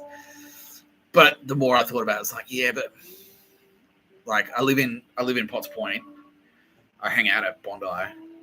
Like I party, I go drinking, I work in the CBD. There's no part of me that's not Rooster. Like I can't. There's no way I can't pull off like I'm a Penrith supporter because it's like, no, you're not. I'm not. Like I'm not Canterbury Bulldogs. Like there's no way I can. Like I'm not even. It wasn't even like West Tigers because I'm not inner West. So yeah, I was like, nah, all right. I just have to accept the fact that I'm a Roosters supporter, and that's fine. I don't mind. At least I'm not Storm. Melbourne Storm. Yeah, they're shit. Yeah, exactly. Yeah, they're the Metallica of NRL teams. That's right. Carl, that was Carl's line, by the way. They're the Metallica of NRL teams. Melbourne Storm. They are. That's exactly what they are. Yeah. All right. Fantastic, you guys. Am I going to do a live judgment? Do you want a live judgment? They would love a live judgment. Okay, let's do it. All right, ready. Carl Sandilands. This is your judgment day. I'm actually going to lead. Tara Bennett's going to lead on this one. Tara Bennett, what feedback have you got for Carl Sandilands? She's saying, Kyle, you have a very brash style, and it turns a lot of people off. But she wants to tell everyone else that you're actually like a very sensitive guy, and it's just your showmanship. That's your style. Used to be controversial, and it works for you. Yeah, and so Tara Bennett is saying like, hey everyone, don't get put off by Kyle Sandilands' showmanship. He's actually a very sensitive dude. And yeah, while he tells a lot of dick jokes, so does Mr. Tapscott, and dick jokes are okay. It's fine. Yeah, she's like, well, why would she design dicks if they weren't supposed to be funny? Like, yeah, she's like, the dicks are there for the jokes. That's why. She's like, I want dudes to have a thing between their legs that's funny. That's it. Yeah, she's like, yeah, precisely. Yeah, so dick jokes are fine. Carl Sandilands, that's fine. Okay, anything else? Tara Bennett. No, Mr. Tapscott. Oh, that's not. So you get judged, I get a kiss. Win-win. Callahan. Carl Sandilands. Kitty Callahan is saying, keep up the great work. Champion. She means cocksucker. No, Kitty Callahan is actually hilarious. Like, yeah, she is. She loves dick jokes. She loves the party. Yeah. So she's like, yeah, don't. Yeah. So now what she's saying is like, look, you kind of, it's a little bit of the Bill Burr thing, which is like, you've got that, you come under fire a lot, Kyle. You're no stranger to controversy, but yeah, don't feel bad about that. Yeah, and Kitty knows that you don't feel bad about that. Obviously, you're quite proud of it, but yeah, if you are sort of like leaning towards feeling guilty, don't feel guilty. Do not feel guilty. No, keep up the good work is what Kitty Carr's saying. No, yeah, stay the course. Don't waver. Now's not the time to waver. Yeah, you're a hero of free speech. You are the noted free speech champion. Anyway, yeah, don't feel guilty. Yeah, don't. Yeah, don't. If you sort of feel like the naughty kid in school, any guilt that you've got, Kitty Carr is saying like now's the time to like let it go. Yeah, go and get a balloon, go and get a helium balloon and write Kyle's guilty feelings, and then like let the balloon go and watch it float away. It's like, there you go, bye bye. That's it. You're done. That's it. Then go to Bondi and have a schooner, or whatever. Do something like whatever you want to do. What do you want to do? You want to eat an ice cream. You love Messina. You want to go for a drink. If there's anything in there that you've been putting off doing because you kind of feel guilty, go and do it. That's Sarah Bennett saying with me. She's like, no, Mr. Tapscott, you are eating a fucking burger. You're getting a $30 burger and fries from Menu Log and you're watching NFL. She's like, that's what you're doing. You're doing it. You're fucking doing it. All right. That's better. Yeah. Which is, yeah. So, yeah, do it, bro. Do it. Fucking do it. Yeah. Tara's like, it's built. We built it to enjoy it. It's built to be enjoyed. I know life's about being serious and including people and don't enjoy things. No, fuck that, bro. Fuck it off. Now let's go. We have to do this. I know we all know what the response is going to be. We all know what the results are already. Carl Sandilands, let's go to them. Let's see if you meet the Mr. Tapscott minimum. Let's go to the scoreboard. Murders 0, slaves 0, and again, in your position, it would be extremely easy to enslave someone. You could easily get an intern to come in and write some dick jokes for you. Premium dick jokes. That would bring in the Bill Burrs of the world. So dicks and jokes. Done. It's been a nice cream again. Yeah, now Tara Bennett saying we're getting another thing straight off this Mr. Tapscott. You have earned one. Oh, thank you. Sweet. Anyway, yeah, easy. You could easily enslave anyone. You know, you've got the money and the power and the influence. You could do it easy. Oh, of course, you're mates with John Ibrahim. Yeah, of course. Fuck. Oh yeah, fuck. You're King's Cross veteran. Yeah, you're the last King of the Cross's best mate. You know, not the King of the Cross's last best mate, but yeah, maybe you are his last best mate. You're the last best mate he'll ever have because you're the final. He's like, I can't do better than Kyle. It's the last one. Yeah. Yeah, we'll see. I can't wait to come back to the Cross and like fucking own it. Bistro, okay, yeah, trustworthy businesses. Bistro Rex, Dulce's, Pina, Room 10. Unfortunately, not Jangling Jacks. The management, the owners are fantastic, but unfortunately, they've got a bit of a douchebag problem. Primary. What was that? House. No, yeah. We'll just start there, I guess. Yeah. There's more, but like I don't have time to go through and order each one right now. But yeah, start with those. Yeah, all trusted with a capital T. Yeah. Now Jackie. I want to be like Jackie Onassis. I want to wear a pair of dark sunglasses. I want to be like Jackie. Please don't die. That's Rage Against the Machine, by the way.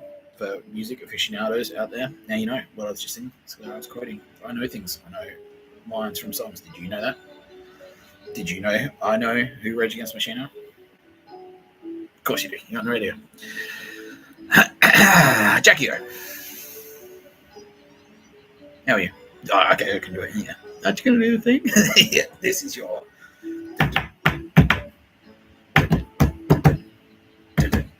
Jackie O, this is your Judgment Day.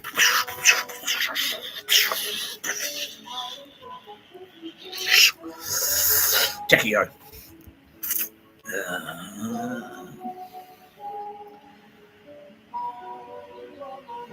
There's a little bit of female. You've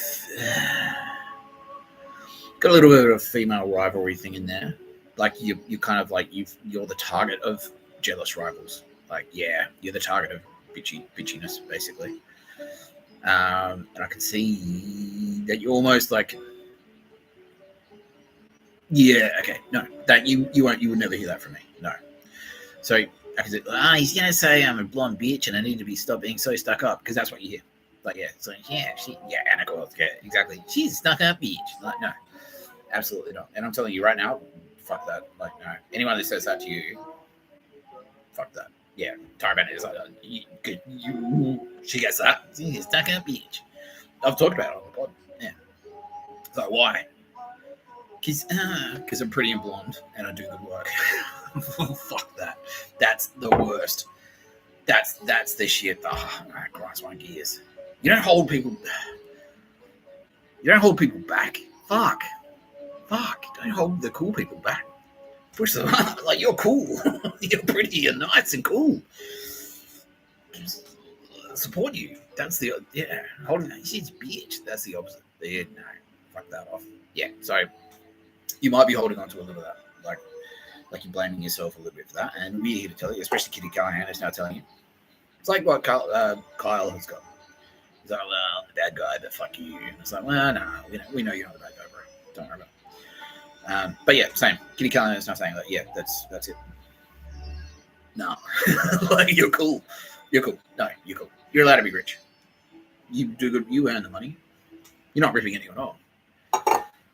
You earn your money. You've earned your money. Obviously, like, there's no way that they'd pay you that much if you weren't worth it. Like, you're making and you're smart. That's it. You should get paid for being smart. That's it. It's not a scam. Like, there's no way you'd there's absolutely no way you could be where you are if you were fakes. Like, you can't fake your way into your position. You know what I mean? Like, the numbers, the ratings have been there year after year to prove year after year, you've proved your worth with the ratings, right? Like, you can't fake that. It's media is meritocratic. It should be meritocratic. And yeah, you've earned it. Everything you have, you've earned, Jackie. So let go of that guilt right now. And you are pretty, and no one should ever feel bad for being pretty. Especially not you, and especially not Tara Bennett, and especially not Kitty Callahan. Mr. Tapscott should feel bad for being too pretty, says Kitty Callahan. I agree. It's my cross to bear, just being too pretty all the time, too pretty. Yeah. Yeah. She's like, Mr. Tapscott, we're going to smear a big dog poo on your face, she says. Like, all right, well, that would certainly drop me down a couple of notches. No one would give me $10 for second place in a beauty contest. That's a Monopoly reference. Oh, board games. Kids. Rose told me, it's like, you need to appeal to younger viewers. You need to skew younger, and that's why board game references to appeal to children, right? Zoomers. Monopoly, the board game. That's what they're playing. Oh, yeah. All right. Always on the ball, Roz.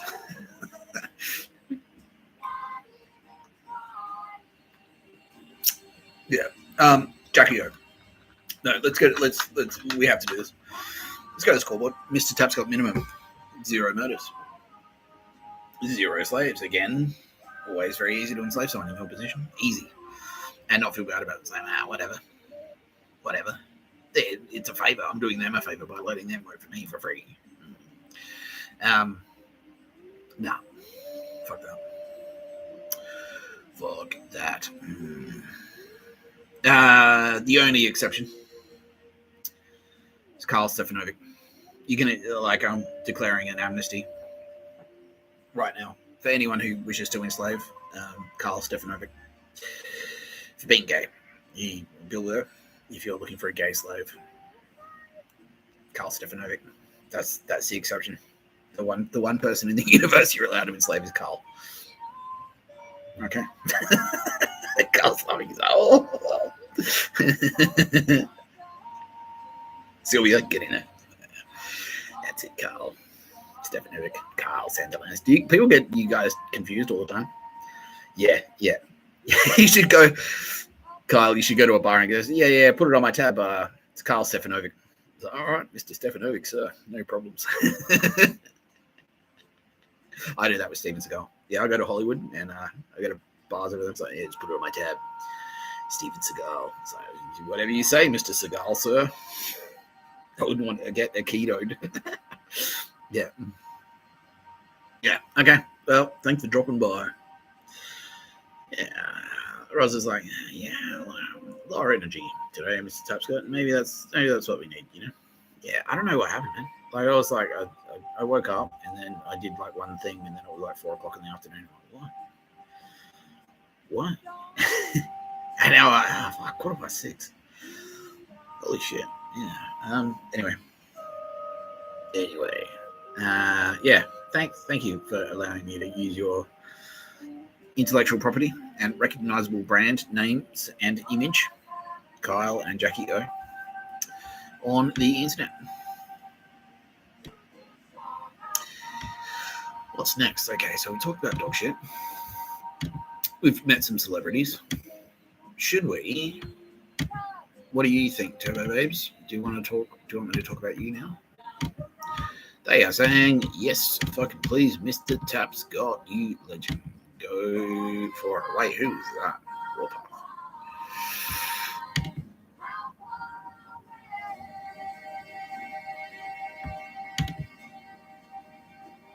All right.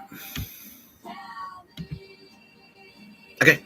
Cool. Let's dive. Let's go for it. All right. So let's talk about some Turbo Babes. So there are a couple of Turbo Babes who I introduced, but I didn't because I was on the road and they understand, they don't care. They're Turbo Babes and that's why they don't give a shit. They're like, okay.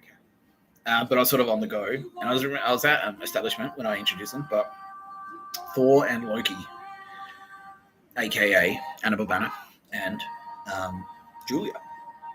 And I will find out your last names, earthly last names, soon, I promise. Turbo Babes, Annabelle Banner, and Julia, aka Thor and Loki. But that doesn't mean that we can't retrospectively go back and fill you in a little bit on the details of Thor and Loki, because they're popular as far as pop characters in popular culture that goes. Thor and Loki are extremely popular. They're extremely popular characters in popular culture. Anna's now saying thank you, Chris Hemsworth, for bringing her to life. She's very flattered that they'd cast you. Yeah, but anyway. There you go. Like that's you. That's you. You're Chris Hemsworth. You're the Chris Hemsworth of the Turbo Babes. So Thor. Yeah, most people know Thor. There is a revelation coming, by the way. Yeah. Now, I have mentioned that. So the OGs are myself, Tara Bennett, and Katikala. So it was just me, energy. I created Tara Bennett.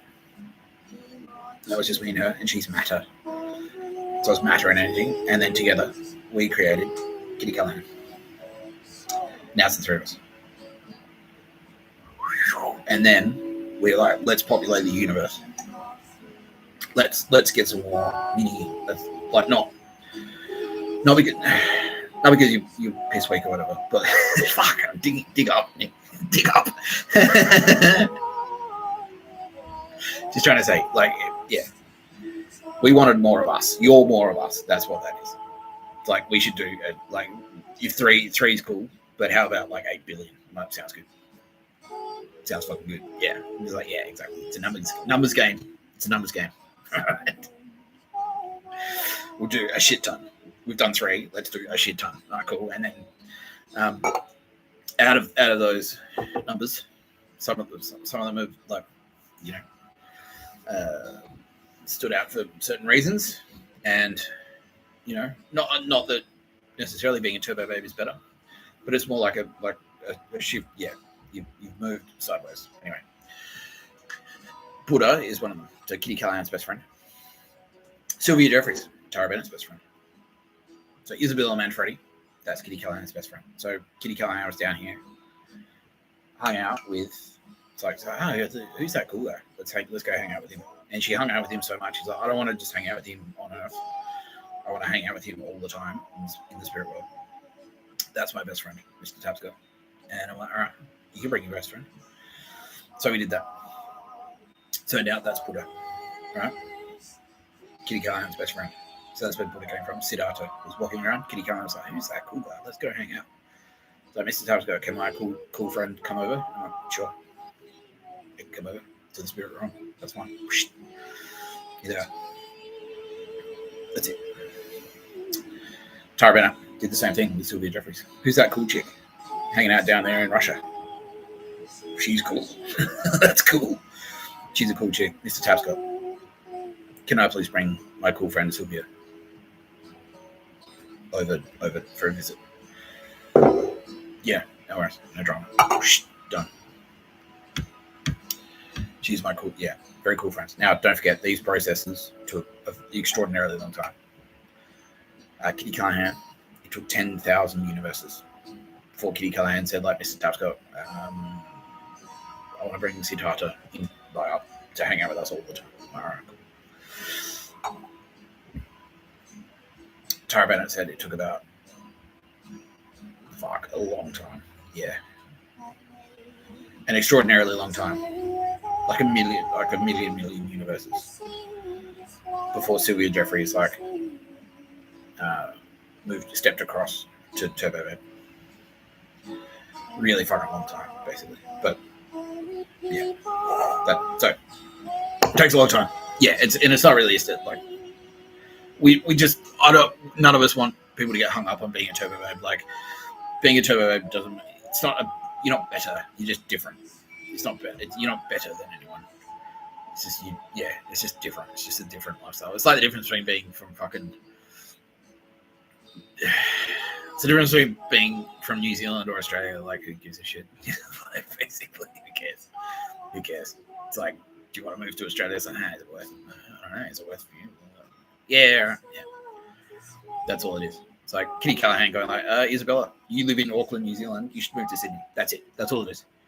And then Isabella Manfredi's like, oh, okay, cool. All right. Yeah, all right. Let me get my shit together. I was like, cool. Is that all right, Mr. Tapscott? If Isabella moves over here, I'm like, yeah, all right. So can you buy her a plane ticket? I'm like, yeah, I can do that. That's it. You're not necessarily better off. Or even the other way around. It works the other way around. Yeah, it's like, is it okay if Isabella moves to Auckland, Mr. Tapscott? Like, I'll move to Auckland. Like, I'm in Auckland, Mr. Tapscott. Kitty Callahan's out everywhere. Is it okay if my best friend Isabella moves to Auckland with me? Can you please facilitate a plane ride for my best friend to move to the same city as me? I'm like, yeah, I can do that. Cool. That's it. Anyway, Thor. Thor is actually one of mine. So one of my mates. This is one of my mates. Thor. On Earth, originally, he was a dude. And Thor took about, being told 100 million universes. 100 million universes before I kind of went, do you want to just move over? So, yeah. Yep. Yeah. God of Thunder. Now, the reason Thor is the God of Thunder, because mythology, you can see he's got lightning there, right? And so that's actually me. He's the God of Thunder, not necessarily lightning. So my thing is energy. Tyra is matter, right? So obviously lightning, that's me. That's a bit of me. So Thor has sort of a bit of my power. But the reason he's the God of Thunder, just because for the sake of mythology, is because like he can be very loud if he wants to. He's like, fuck that guy. He can make a noise. He can. In mythology, this is Anna Babana, by the way, from Jangling Jacks. One of the youngest Turbo Babes. like both spiritually and on Earth. Yeah, we did that intentionally. We made Anna one of the youngest. Anna, the earthly Anna, is one of the youngest. One of the youngest of the Turbo. She is the youngest Turbo babe. Oh, is it Asher or you? No, okay, you're one of the youngest. Oh, really? Maybe. Anyway, who cares? Very young. She's like, yeah, about 20 years younger than me, and that's the sort of like reflect that in the spirit realm. In the spirit realm, Thor is one of the youngest. She's represented here as Proud Star, aka Warpath. Fucking badass is the short answer.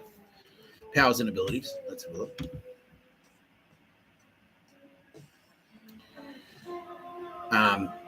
Just a fucking hard, very, very powerful, very strong, superhuman.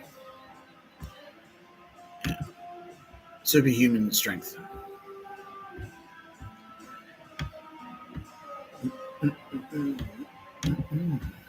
There she is, with a knife. Very skillful at close range.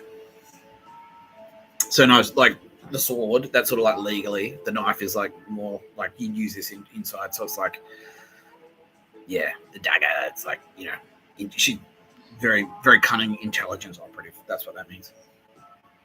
Very cunning. Yeah, behind closed doors, she'll fuck you up. Yeah, that's what that means. That's what that means.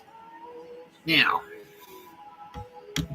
here's some fun facts for everyone. In the mythology, Thor Ragnarok, much like I discussed yesterday, how Star Wars is kind of based on me and what's been happening to me recently in the last 30 years of my life. Ragnarok is actually about King's Cross. So that is like Loki and Thor and the lady with the horns there. That's actually Nina Trefcon. That's the goddess Frigg. That's Nina. Yeah. Yeah, I'm fading. Yeah. Tara Bennett's like, you're tired, Mr. Subscribe. I can tell. So I am tired. Anyway. Yeah, that's Nina. That's Nina Trefcon. And the Thor Ragnarok is the story of what happened kind of recently in King's Cross. So, like, Asgard is sort of like the cross, and the cross has been swallowed up by douchebags. That's the story of that, basically. And so that's what kind of like Anna did. Thor and Loki, they put their differences aside. You know, they don't really hate each other. You know, they just sort of like generally disagree. And then in mythology, we bring it up. It's like, oh, they had an epic battle, and there was a wolf and all this shit. And that's like Nina Trefcon's in there. And in the end, they like blow up. They blow up Asgard because he gets infested with douche tards, and so they blow it up. That's what that is. But that's her. That's Anna. Thor. Swarm. But this is the revelation. Because on Earth originally, that's her. That's Thor. Eric Bloodaxe. He was a real guy. King of Norway from 931 to 933.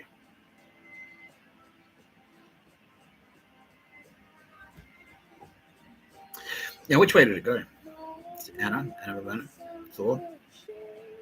Yeah. So in the same way Siddhartha was Buddha, Eric Bloodaxe was a real king who ascended. He ascended to the spirit realm. He ascended to the status of Thor, of being Thor. That's how we found him. So the other one, so for example, the other day I was talking about Nike, how Nike was Queen Elizabeth. So that's the other way around. So Nike existed as the goddess Nike, and then she went back and was like, let me be here, and then like descended to Earth to be Elizabeth I. Not this guy. Eric Bloodaxe did the opposite. So he was on Earth. He was the king. He was the king of fucking Norway. He was a hard cut.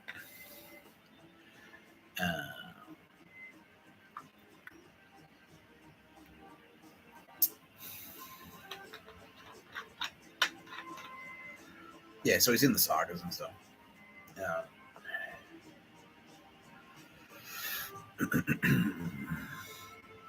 Very powerful man. That's all.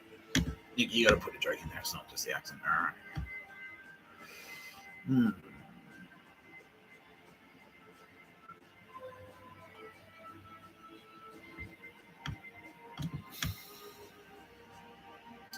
Anyway, God of Thunder.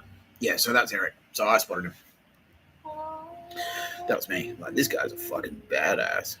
Yeah, so I shared to him my power. So I'm Lightning. I'm Odin.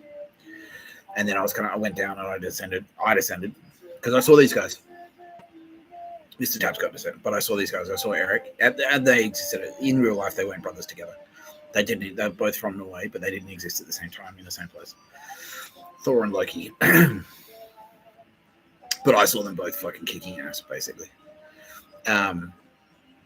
Separately. And I went down there and sussed them out, and I fucking did the thing. I did the same thing to them that I did to Mr. Tapscott to me. Went down there and like challenged them and hung out and did stuff. I'm like, yeah, show me what you got, and like work with them. Then once I was kind of satisfied, I was like, you know what? I think we're gonna have to like move you onto the roster. I'm gonna put you onto a different roster. Oh, what do you mean? I'm like, yeah, well, and then at the start of the next universe, he's like, oh, what the fuck happened? I'm like, well, you're God of Thunder now. You're you. So, oh, cool. What can I do? I'm like, anything you want, bro. He's all right, sick. Yeah. Yeah, Eric Bloodaxe, a.k.a. Anna Bavana, a.k.a. the God Thor. Now, everyone knows that Thor's brother is Loki. Now, Loki's an interesting one because he can be kind of like a good guy and a bad guy. In mythology. In reality, I mean, but I can too. I can be a good guy or a bad guy. That's me. I can do that. I can be the Punisher. Like, he's a bad guy. I can be Magneto. He's a bad guy. I can be Darth Vader. He's the bad guy. You know? Tara Bennett can be the Emperor. She can do that. She can be the bad guy. Kitty Callahan can never be the bad guy. She's too nice and too sweet. Yeah. No, Kitty Callahan. Yeah, she's a bad bitch too. We've all got shadow sides. We all do. But Loki can be either, and he's represented in either. He can be the antagonist if he wants. More often than not now, these days, he's more of the protagonist. But he's got a reputation for sort of like dueling with Thor. And that's kind of true. God of Mischief. But they don't hate each other. And they're kind of like, on Earth, they do. They kind of like, they had like, because they work in a bar together. That's how they knew each other. That's why I knew them. That's why I fucking came across them this time. Like, they descended and placed themselves around me, and I spotted them. They're working at the same bar. Anna and Julia. And they do have very different personalities. But at the end of the day, like, yeah, they love each other. They're brothers. Yeah. All the Turbo Babes love each other. They do. They just had, like, they had a bit of a rivalry at work, but who cares? Who gives a shit? They don't. They love each other. Yeah, they're like fucking sick. We're both Turbo Babes. That's awesome. Yeah. So that's Julia. Yeah. Now, in the X-Men, that's her. Nightcrawler. Because she can teleport. Yeah, and she's like, she owns the night. Yeah. She's a real night owl. Like, that's how, she's like, you'll spot it. You'll spot her working, like, when she's not working Jangling Derek, she'll go to a club after. Yeah. No, she's a real party girl. Yeah, she's a legend, though. She's a sick DJ. But that's her thing. She can teleport. Teleport on Earth. Like, you know. She can jump around scenes, basically. That's her power. Legend, though. Absolute legend. But that's her in the X-Men. Yeah.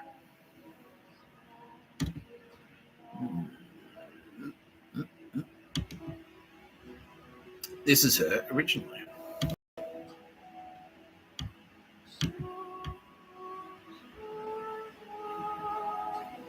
Yeah, another king. A Jarl, actually. Yeah. The son of Harkonson. Yeah. Didn't really know fucking the other guy. Thor, Eric. No, they're saying no. But that's Loki. That's why they're brothers. They're from the same place originally. They're both like mighty Vikings. And I sort of spotted them. Nina Trefcon, do you know both? Yeah, she does. Yeah, Nina Trefcon was in there. Yeah, so Nina Trefcon was like, yeah, like a turbo babe. And she put them on the radar. Yeah, she's like, look at these guys. Mr. Tapscott, I'm down there on the battlefield with my Valkyrie, selecting warriors to enter Valhalla. What do you think of these two? Thor and Loki, am I all right? Nina Trefcon, if you're impressed, fuck me. Holy shit. Let's get him in. Yeah, she's like, Mr. Tapscott, what about them? And Millie checked him out. Millie Grace Crawford, aka Goddess Athena, aka Wonder Woman. She's like, yeah, I put them through the paces, Mr. Tapscott, and they are they're Jedis. Yeah, they were Jedis. That's right. Yeah. And Millie went, yeah. And fun fact, Ishtar, who I introduced the other day, aka Sarah from the Roosevelt, the Mesopotamian goddess. That's what she was. One of Millie's. That was Millie's best friend. That's Millie's best friend, Amelia Grace Crawford. So Amelia Grace Crawford, originally I met Amelia Grace Crawford, and I was like, you're awesome. Like, I love you. Come and hang out with me. Come move to Australia, Millie, and she did, in the spirit world. And then she was like, I went back to New Zealand, Mr. Tapscott, after a while, and I met this other chick. Her name's Sarah, aka Ishtar. She moved to Australia with me too, with us, and hang out with us? I'm like, yeah, all right. Yeah, I met her. She's like she's awesome. Yeah. So Ishtar gave Millie, she's like, she's giving me a run for my money, Mr. Tapscott. I'm like, she is a bad bitch, and I'm like intimidated by her. I'm like, well, what should we do about this? And she's like, well, as Amelia Grace Crawford, I am definitely not a Nazi. And so when I meet someone who's potentially better than me at something, I think that's awesome. I think that's fucking, I'm impressed. I think that's impressive. And I want to promote them. I want to hang out with them more and not less. I don't want to try and kill them. I'm like, all right, sick, done. Awesome. That's why you're you, Millie. That's why I love you. So that was Sarah. That was Ishtar. Millie, that was Millie's choice. She's like, this chick, yeah, she's fucking Jedi Master for sure. Yeah, awesome. Oh, yeah, fucking right. And that was Harkon. So this is Nina Trefcon. Nina Trefcon swooped down. It was there on the battlefields. And she's like, these two guys, Mr. Tapscott, Harkon and Eric. Extraordinarily impressive young gentlemen. And I'm like, all right, well, Thor and Loki, you are now. And that's where they came from. Now, as they are turbo babes, they do have powers. This is one of Loki's. If you fuck around with Loki, what happens? What happens, Iceland? What happens?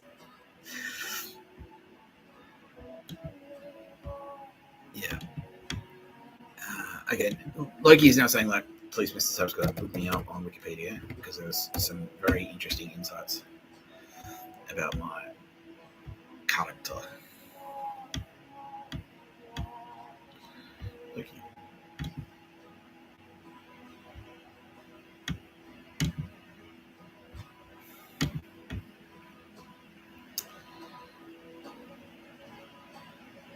Okay. He is the son of Fabuti and Lofay. So, yeah. So that means, like, that's Nina. He's the father of the wolf Fenrir. So there you go, Edward Woodley. He is your father.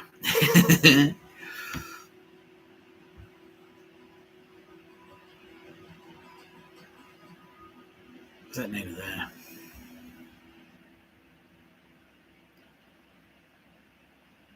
Yeah. Shapeshifter. So that's, yeah, all rounder basically. Loki has very transferable skills.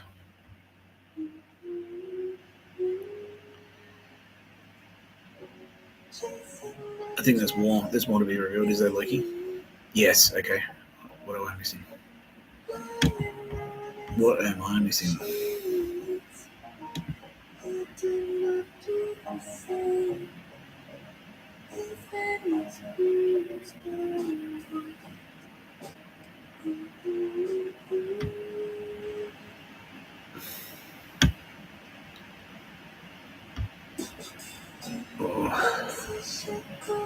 I'd like to apologise right now to my audience. I feel a bit flat. I don't know. Maybe I've got a thing. Some kind of thing. Stomach thing. Who knows?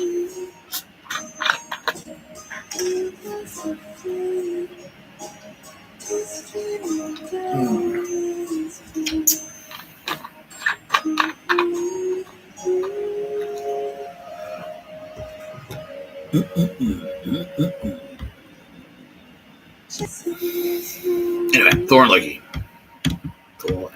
Yeah, I feel a bit flat. This is a fairly low energy No Pictures of Bird, a podcast by Mr. Tapscott. I'm Mr. Tapscott. I feel like there's more to be revealed about Loki that I've yet to figure out.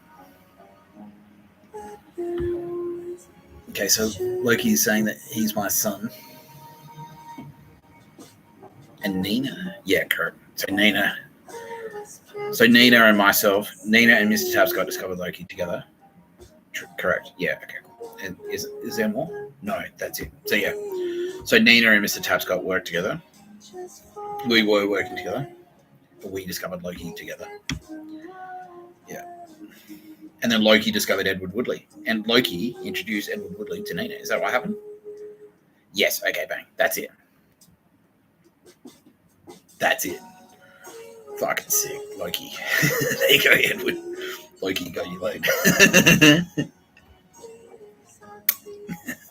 That's it. That's what it was. Whew. Yeah. All right. We got there. Okay.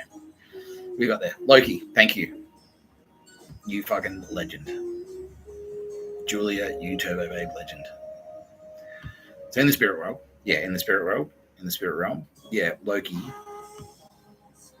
In this universe? Yes. Wow. Really? No. Okay.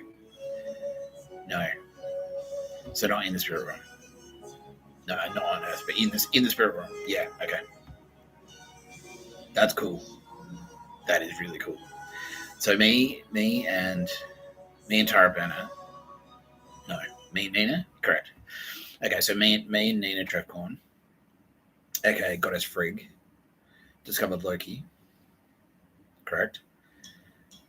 And then we worked with Loki together. So Nina, so I said like Mr. Tapscott, this guy, yes, yeah, okay. And then,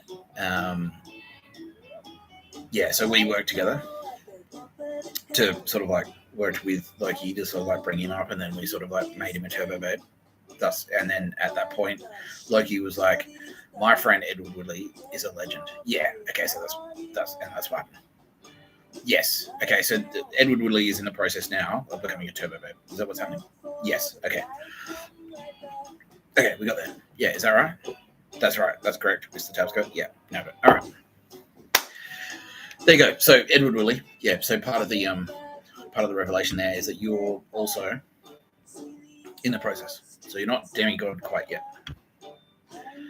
You're not technically a turbo baby yet. You're not a demigod yet. But you're in the process, and the god Loki, aka Julia from Juggling Jacks, introduced you to Nina Trefcorn, and that's why on Earth right now you're married to Nina Trefcorn. So Nina Trefcorn can kind of like keep an eye on you by marrying you and go like, yeah, we'll have kids together and shit. So yeah, so what's happening now? That's right. Yeah, so Loki is like, Nina Trefcorn, check this dude out. Check out Edward Woodley. And Nina Trefcorn, aka Goddess Frigg, was like, all right, yep, he's cool. I'll get in there. I'll marry him. Yeah, I'll marry him on Earth. I will. Just to specifically to sort of like hone him and shape him towards being towards turbo babe, towards permanency as a turbo babe. Yeah, is that what's happening? Yeah. Okay. Yeah, right. Live on the internet. There you go. That's all shit. Yeah. That's how it works, people. I didn't know that before 10 minutes ago. Cool. See, there's always more. There's always more to be discovered. Unless this is like an elaborate Loki prank. No. No, it's definitely not. It's more of a Kitty Callahan prank, that one. Yeah, no, she's saying, no, that's not a prank. That's exactly it, Mr. Tapscott. That's it. That's what it is. Yeah, so Edward Woodley. Yeah. Next time you watch Loki, next time you get on Disney, I'm going to do that tonight. I'm going to watch Loki, the series. Next time you get on Loki, next time you watch a movie with Loki in it, just remember that. It's like Loki, it's like you were Loki's mate in another life, in another universe. You were Loki's mate. Loki became a turbo babe, and we're like, my mate, that guy down there, Edward Woodley. Yeah, he's saying like, you were an ancient warrior. And he knew you. He's like, yeah, that guy fucking rules. Get that guy. And then Goddess Frigg was like, whoa, all right, done. I'll do it. Yeah, all right. I'll check him out. I'll sweep in. And so that's what's happening now. That's why Nina Trev called him. Yeah, she's like, I'll keep this guy close. I agree with you, Loki. Thank you for that. I agree. Edward Woodley's a legend. I'll keep him close to me in this universe as Edward Woodley. I'll marry him and we'll do like stuff together with a view to like, you know, getting in the turbo edge permanently. There you go. Fucking hell. It's like Home and Away.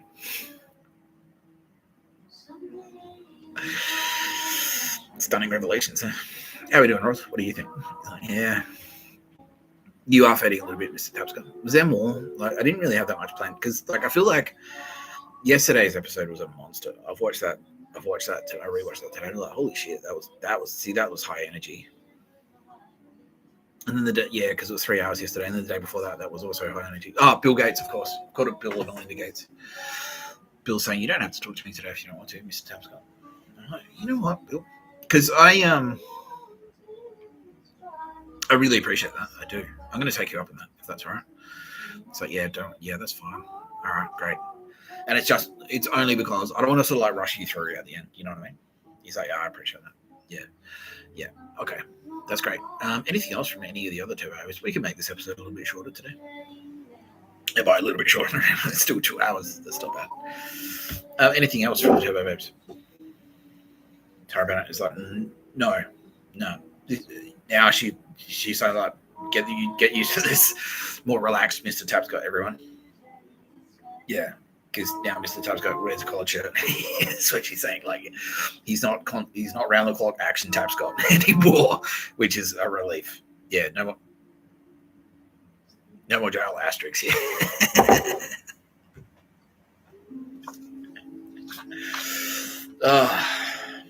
Yeah, Kitty Callahan is saying thank you, Mr. Tapscott. That's what she's saying. Thank you, Kitty Callahan. She's like, yeah. You don't need to be high effort all the time. Is what they're both saying to me. They're doing like a mini life judgment on me. They're like, yeah, don't work on Sabbath.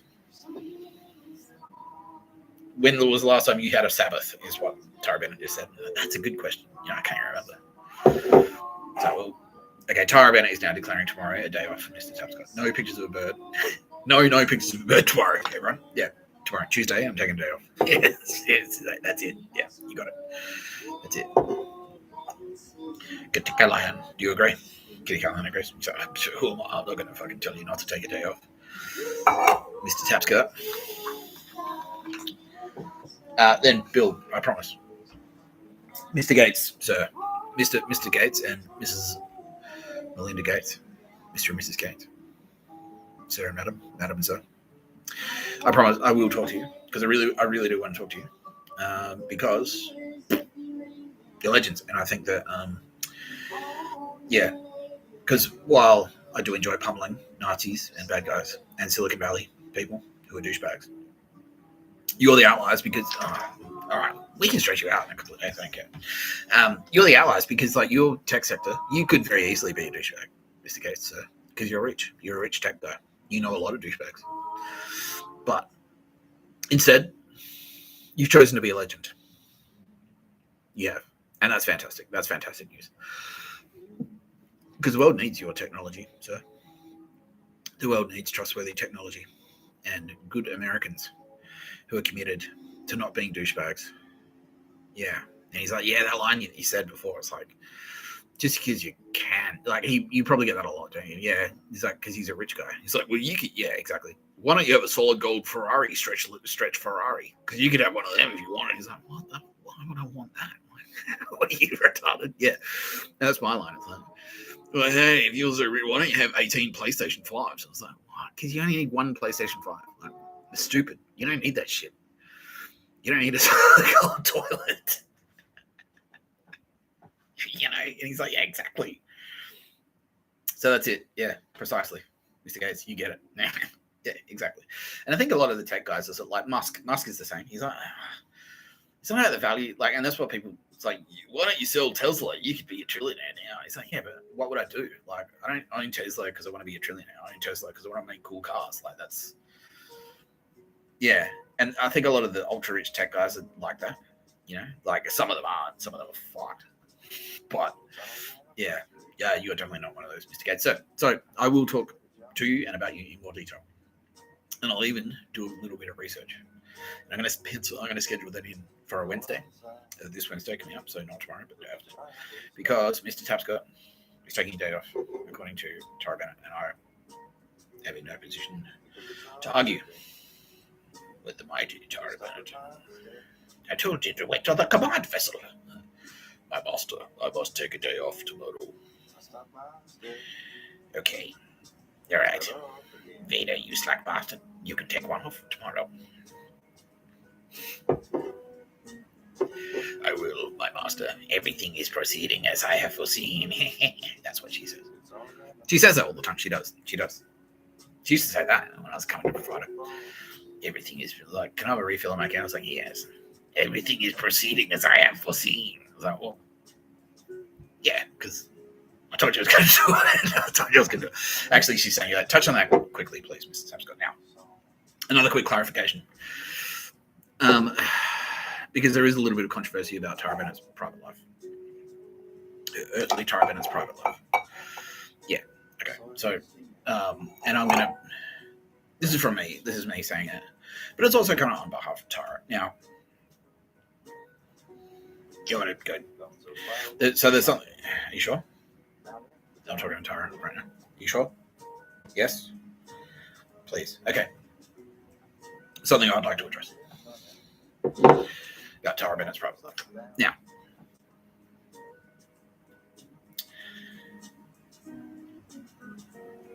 when Mr. Tapscott met Tara Bennett, she had a partner. And then he became her fiancé. And then they got married. So, when I was talking Tara Bennett originally, she was a married woman. It's true. It's the truth.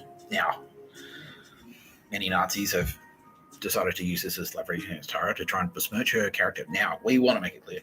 Tara wants to make it clear, and I want to make it super clear.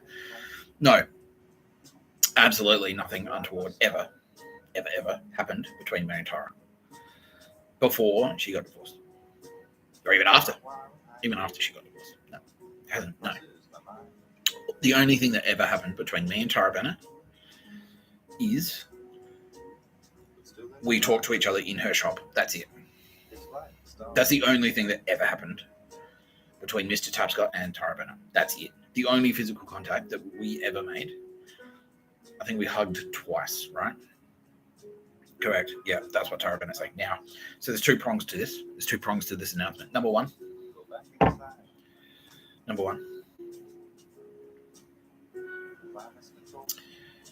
Is that Mr. Tapscott never had like a creepy, it was never like a creepy physical thing. Like she hugged me both times. Yeah, she's like, give me a hug, and that's it. And I was like, yeah. She's like, yes, please, Mr. Tapscott. I never went in there. Never banged you, baby. You got a great ass. No, Mr. Tapscott. No, that did not happen. No, definitely not. I met her and I was nice and respectful. Right? Yeah, exactly. We were best friends. That's what it was. That's all it was. Yeah, I was like, that chick is really cool. I like talking to her. That was it. So that's the first problem. Second problem is, no, Tara Bennett, never, ever.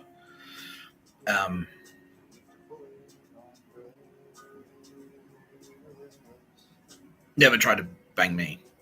She never went like, take me behind, take me out the back. Nothing happened. Nothing ever happened. Nothing physical ever happened between myself and Tara Bennett has ever happened. No, ever. Nothing. No. And that's it. She never encouraged me. No, never. No. She never did.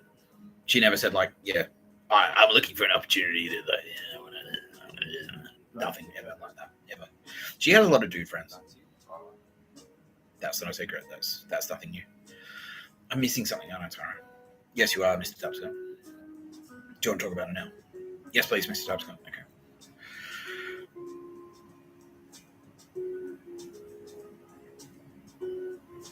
You never... Yeah, it was never about physicality between us. But that doesn't mean it never will be. Yeah.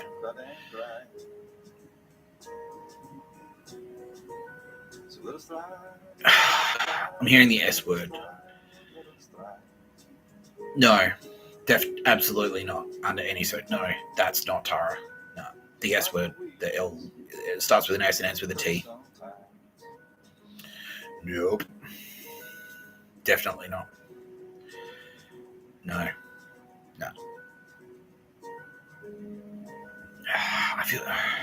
don't know. I feel like I'm not doing this enough justice, Tara Bennett. I'm sorry. I apologize. That's okay, Mr. Tapscott. That's okay. But no, nothing physical ever happened between us. No. And Tara Bennett never... No, she never cheated on... She never cheated on her husband. No, never. No, there was no... We never had an affair. No, we were just best friends. We were just extraordinarily good friends. Yeah. It was like she respected me and I respected her. Immensely. Yeah. And then her marriage ended. Her marriage ended. Her marriage was going to end no matter what happened between myself and Tara Bennett. Her marriage was going to end no matter what happened between myself and Tara Bennett. Yeah. So she didn't jump ship. She didn't see me and go like, that's better. I'm going to get a better deal with this guy than I am with my current guy. That never happened. Is that it? Yes, that's it. Okay. Yeah. No. Yeah. Her marriage was going to end completely independently of Mr. Tapscott. She didn't end her marriage because of me. No. And that was the thing. Because I respected that. Because I knew that about Tara. I knew that she's a very honourable woman. And I never wanted to put her in that position. Because I knew, Tara Bennett is my best friend. And if she's happy in her marriage, then I'm happy for her in her marriage as well. And that's the same with all the turbo babes. Like, that's just, you're supposed to be like that. That's just what you're supposed to do. So no, I never went in there and broke them up. And she never broke up with her husband because of me. So, and they broke up organically when we weren't in touch. Tara and I were not in touch. We're not in contact with each other at all when her marriage ended. Is that it, Tara? Yes. Thank you, Mr. Tapscott. Okay. Yeah. So any implication to the contrary? No. Incorrect. Is incorrect, and it's just not very nice. It's not very nice. Now her husband, I can say this. Yeah, she's saying yeah. Her ex-husband is not being very respectful about what's happening now. No, he's not. He's not taking it too well. And so he's sort of like trying to. There's a bit of misleading information out there about Tara Bennett and about what was happening between myself and Tara Bennett. And no, nothing ever happened between myself and Tara Bennett. I was a customer in her shop. That's it. That's it. She had heaps of customers. She had heaps of customers in her shop, right, Tara? Yeah. She had heaps of dude friends. She had heaps of friends who were dudes. That's it. I was just her friend. I was just nice to her. Yes, thank you, Mr. Thompson. So that's it. I was just nice to her. And the one thing that I said that her husband never said was, Tara Bennett, you are extremely good at your job. That's it. That's it. That's it. That's all I did. Tara Bennett, you are cool and creative. Your work is exceptional. You are cool and creative. That's it. That's all I did. Because it's true. It's true. And yeah, unfortunately, not everyone can say what I just said. Not everyone can honestly say that they've ever said that to Tara Bennett. Not even her husband, her ex-husband. He can't say that he ever said to her what I said. That's the only thing I ever said to her. That was different, pretty much. Like, she's hot. Like, she's beautiful. Everyone knows that. But I was like, Tara Bennett, like, your fucking work is exceptional. You are a fucking legend. Your work is exceptional, and you're a legend, and you're my best friend. That's it. That's all I said. That's all I ever was. That's all I ever did. That's all I ever said to her. We've hugged twice. That's it. Yeah. So no, it was no like fucking let's bang behind his back. Like nothing like that. No. Ever. Nothing ever. No. Nothing ever like that at all. No, definitely not. Definitely not. And any claims to the contrary are incorrect and potentially slanderous. Yeah. No, nothing bad. Nothing like that ever happened. Ever. No. Taraban and we got along extremely well. Yeah, and she's a turbo babe. I'm Mr. Tapscott. To say that we are soul mates is not an exaggeration. It's not. And that's why we're getting married. No, we've never. That's part of the reason I haven't seen her. I haven't seen her in 4 years. I've seen her once on the street. I said hi, and that was it. And all that happened before that was we hung out, and I liked her, and she liked me. We got along. We respected each other. It was trust and mutual respect. That's what drove this relationship. Trust and mutual respect. Unfortunately, not everyone who has been in contact with Tara can also say that. They can't also say that what grounded the foundation of their relationship was trust and mutual respect. Not everyone can say that. I can, and it's true. And Tara will back that up. Tara Bennett and my relationship is built on trust and mutual respect. That's what it's built on. Not everyone can say that about Tara Bennett, but I can. I'm proud to say that. That's not bragging. That's not gloating. I can say that. My relationship with Tara Bennett is built on trust and mutual respect. That's it. That's what it is.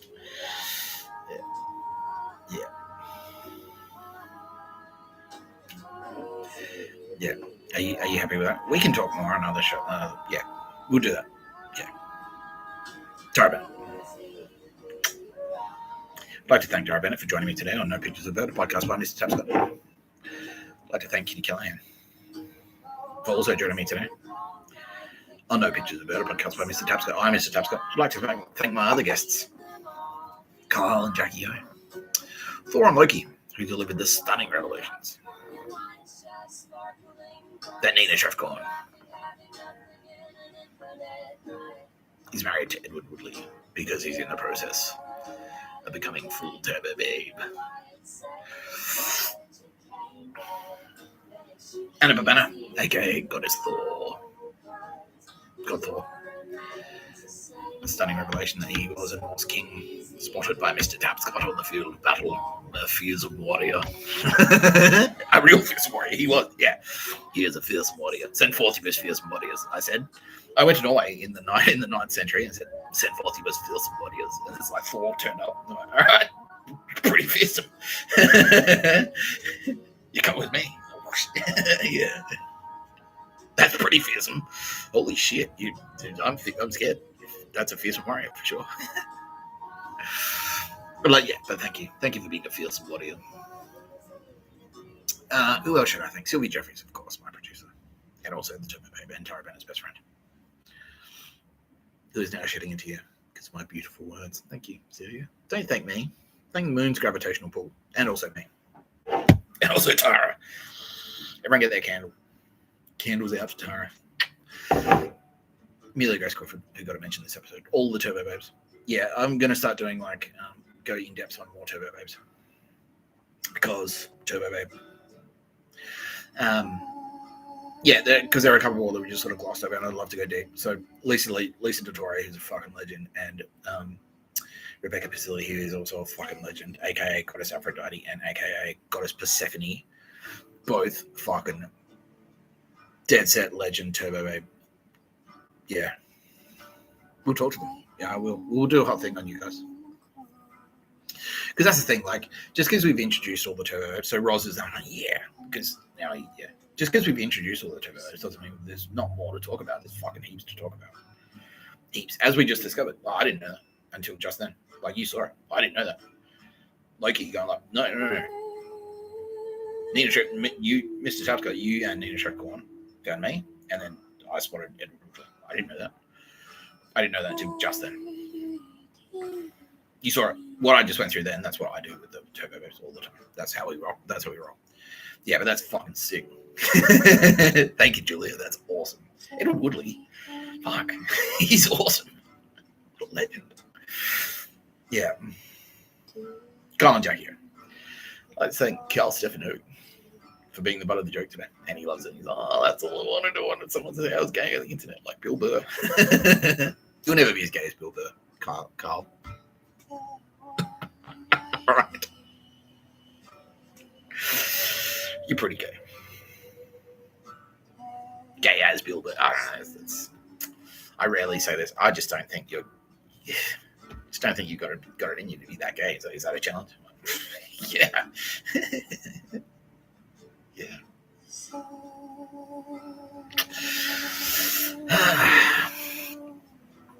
Oh, I never delivered a sentence for Carl and Jack here.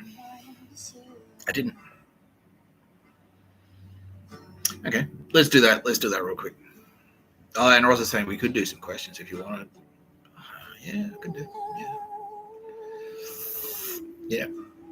He doesn't mind this pace. Yeah, because like yesterday was a fucking monster, and it was like 3 hours long, and I was like acting all shit until it got pretty animated. And now today, yeah. Whatever, Nick. Being creative is hard. Try being a tradie. Alan Keller. Who's a tradie now? He's gonna be a tradie. Thanks, Alan. Thanks.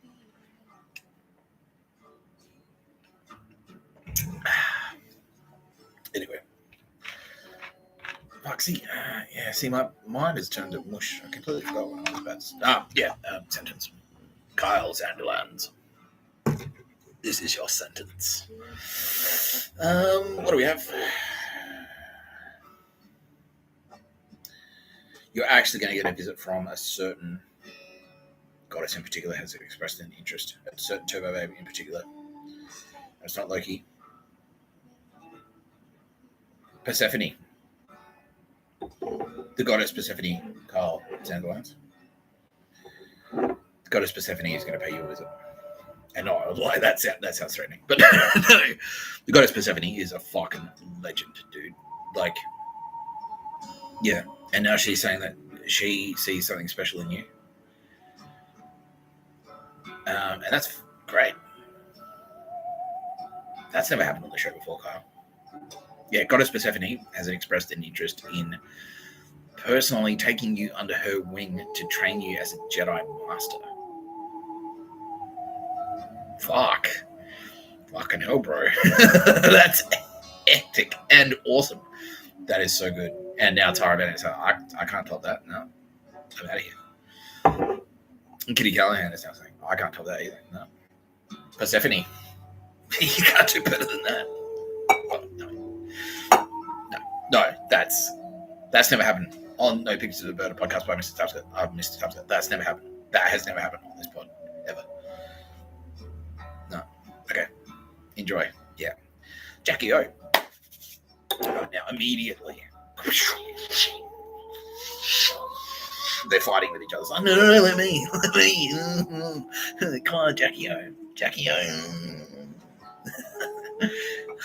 Ladies. There's plenty of Jackie O to go around for turbo babes.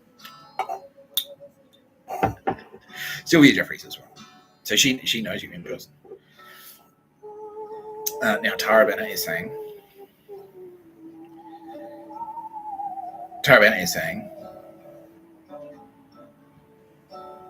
she's going to spend some extra special time with you, Jackie.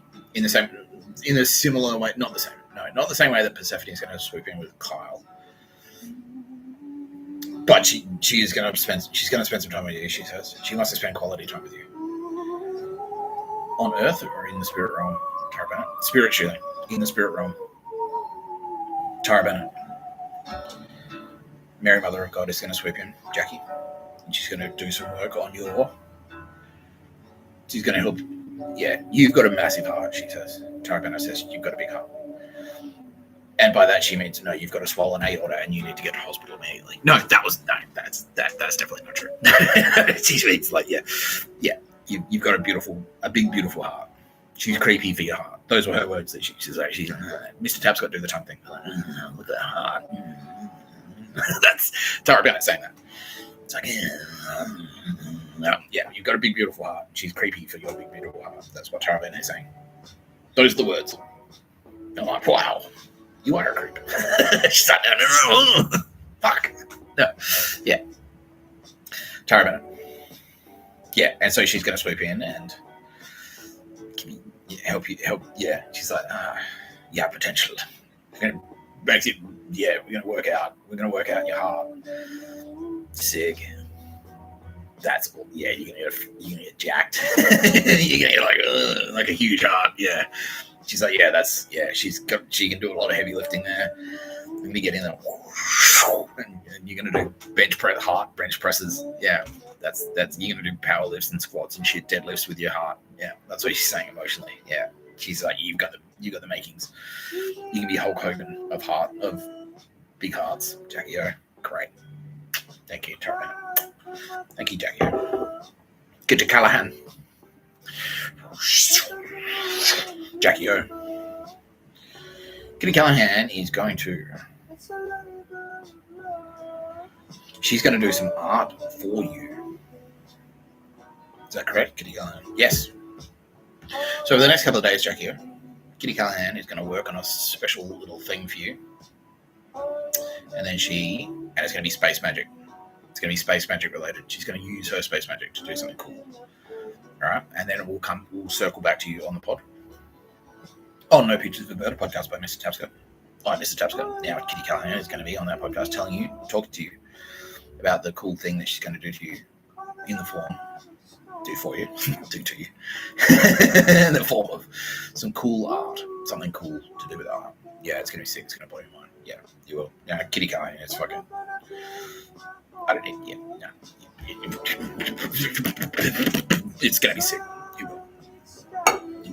You'll be fucking awesome. Does that sound... do you think you've been sentenced fairly, Kyle and Jackie? Perhaps you feel you've been treated unfairly. I'm altering the deal. I don't alter it any further. No, I didn't alter the deal. The deal's the deal. What do you reckon? You happy? Yeah, okay. Well, Kyle is like, yeah, sick. Yeah, they're already feeling all right. Persephone, are you already in there? Yes, she is. She's dude. The only reason I'm not telling you how cool she is because I'm going to talk about her in depth. Persephone and I are going to work on a bit of a prezzo.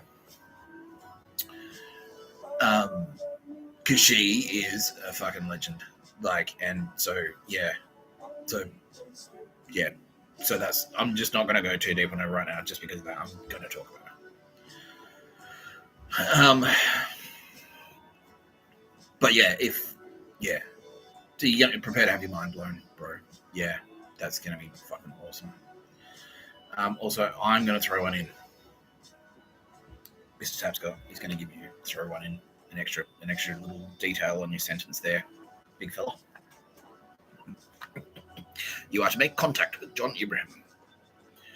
There you'll get a beer together. Get a show of force. Yeah, that's it. That's what I'm saying. You and John Ibrahim, you are going to go to a high-profile pub in the Cross. Right? You will be You will have a protection detail. You won't see them, but they'll be there.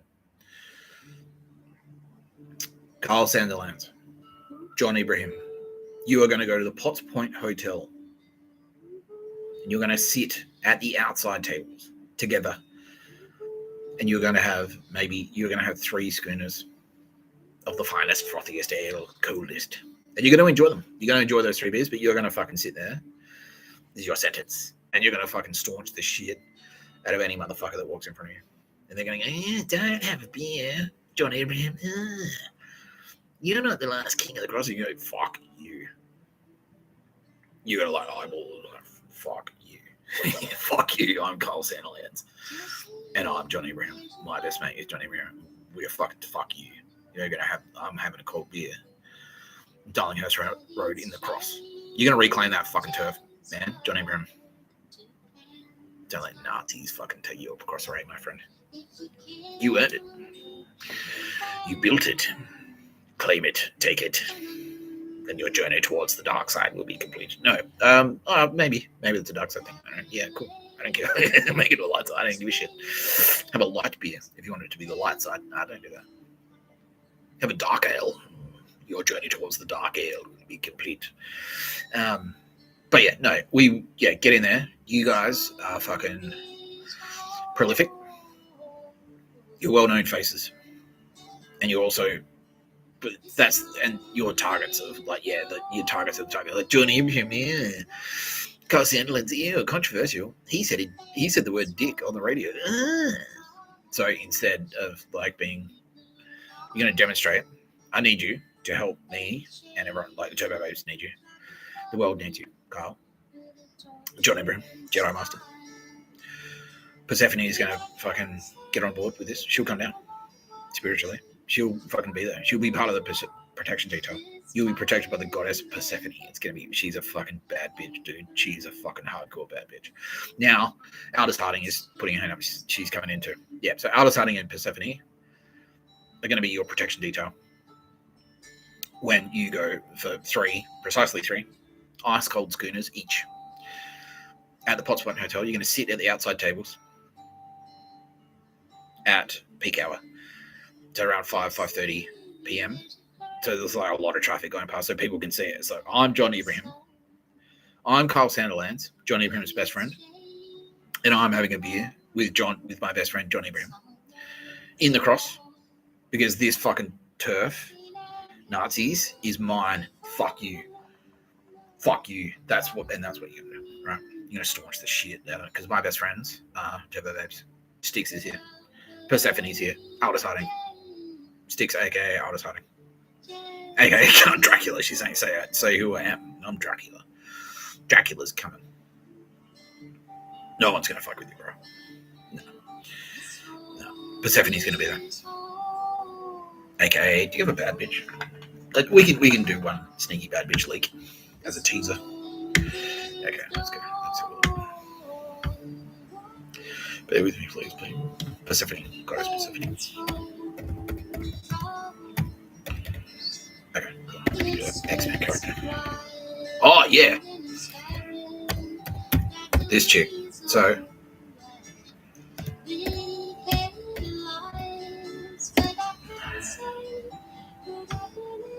yeah, she wants that one specifically. This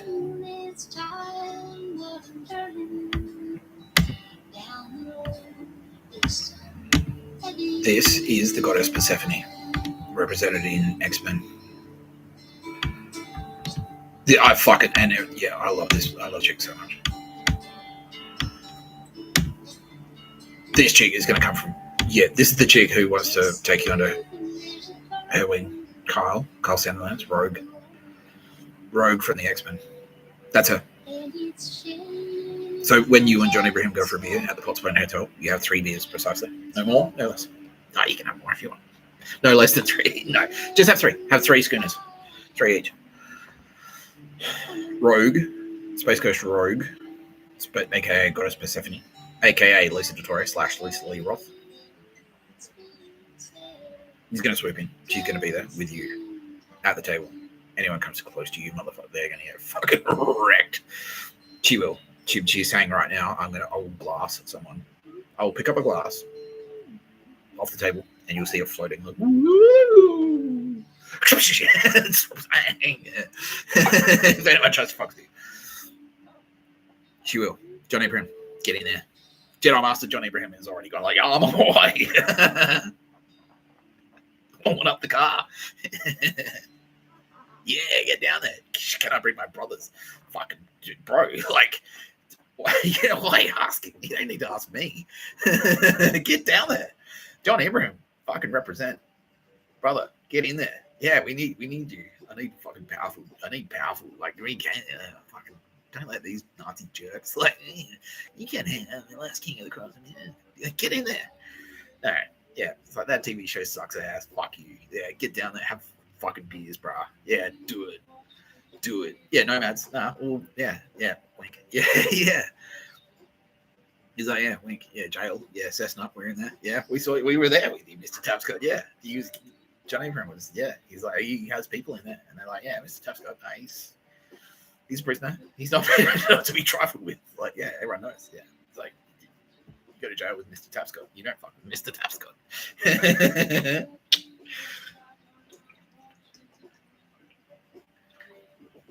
That is right. Ooh. Yeah, Persephone's. Yeah, she's saying hi. Yeah, she's saying a little hello. That's her over there on the rooftop. Yeah, she's sent a bird in. Yeah, she's like hello. Yeah, that's her. That's Rogue. Rogue is here right now, looking in the window. Hello. It's a crow. Yeah, sick. Yeah, Johnny Herman, roll deep, brother. Get in there, and then go to fucking Dulcie's, and Brandy will look after you. Yeah, do it. Yeah, and this chick as well. She'll be there.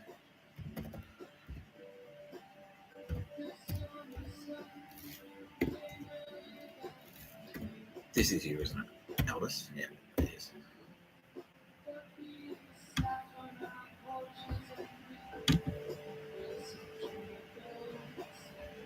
Yeah, that one. She loves that one.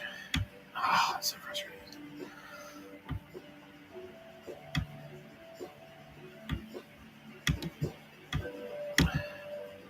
Polaris.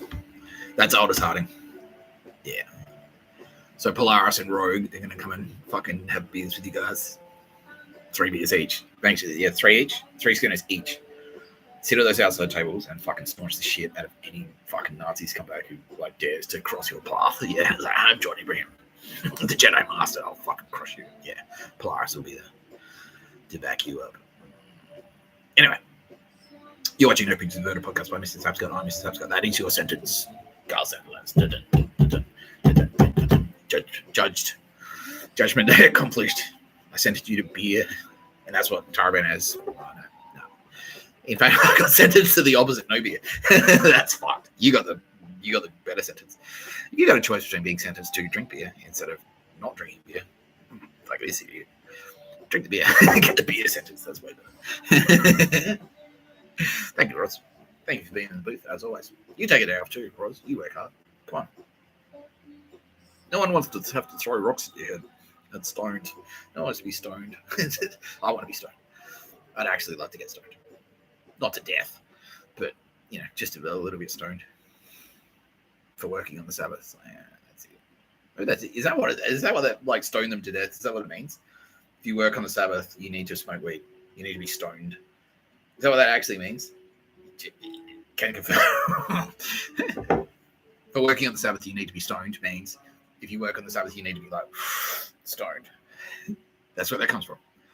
Taraban just can't catch that. What the fuck? Old Testament. Holy shit. All those conservative Jews. The whole time we shouldn't have spoken weed. Yeah. Yeah. Not to death. Don't get stoned to death. But that's it's like stoned to death because death equals, here's a bit of Old Testament for you guys. We'll throw this one in for free. Stoned to death. Like, because death means I died 3 times. Right? I died. So in the biblical sense, dying means you just sort of like taken out of the game. Say I died. By going to jail, I died. So stoned to death. If you're working on the Sabbath, you are to be stoned to death actually means if you work too hard, you should maybe just like take a day off and smoke some weed. Don't leave the house. Just chill out. Sit on the couch. Yeah, can confirm. That's what it means. Roz, I sentence you to fucking get high. Sylvia's going to help you. Yeah, she's the kind of guy who's going to hook you up. You're watching No Pictures About a podcast by Mr. Tapscott. I need to get stoned to death right now. So, not that not literally. Fucking Department of Corrections, New South Wales. This is Mr. Tapscott signing off. Thank you, Aldous Harding. Thank you, Roz. Thank you, Sylvia. Thank you, Tara Bennett. Thank you, Turbo Babes. Thank you, world. Thank you. Thanks, everyone watching. Thank you. Thank you, whoever's watching. Don't forget. No, you're not a slave to the Turbo Babes. No one's a fucking slave. No slaves. Don't enslave the Jews or anyone. That includes you, whoever's watching. You're anyone or Jews. Don't enslave the Jews or anyone. That's you. No one is to enslave you. No one. Turbo Babe or otherwise. You'll never know. No slaves. No. The Jedi is a surfer. The Turbo Babes are the ocean. That's it. That's it. Like a surfer is a servant to the ocean. That's it. That's all that means. It's like we're slaves to the waves, man. Yeah, you're a slave to the waves. That's it. You're a slave to the surf. Like, I'm a surfer. I'm a slave to the wave. Yeah, that's it. That's all that means. No slavery. Don't enslave the fucking Jews or anyone. No murder. No pictures of a bird. Don't burn any fucking cars. You're watching No Pictures of a Bird podcast by Mr. Tapscott. I'm going to sign off here, otherwise I'll never fucking get offline.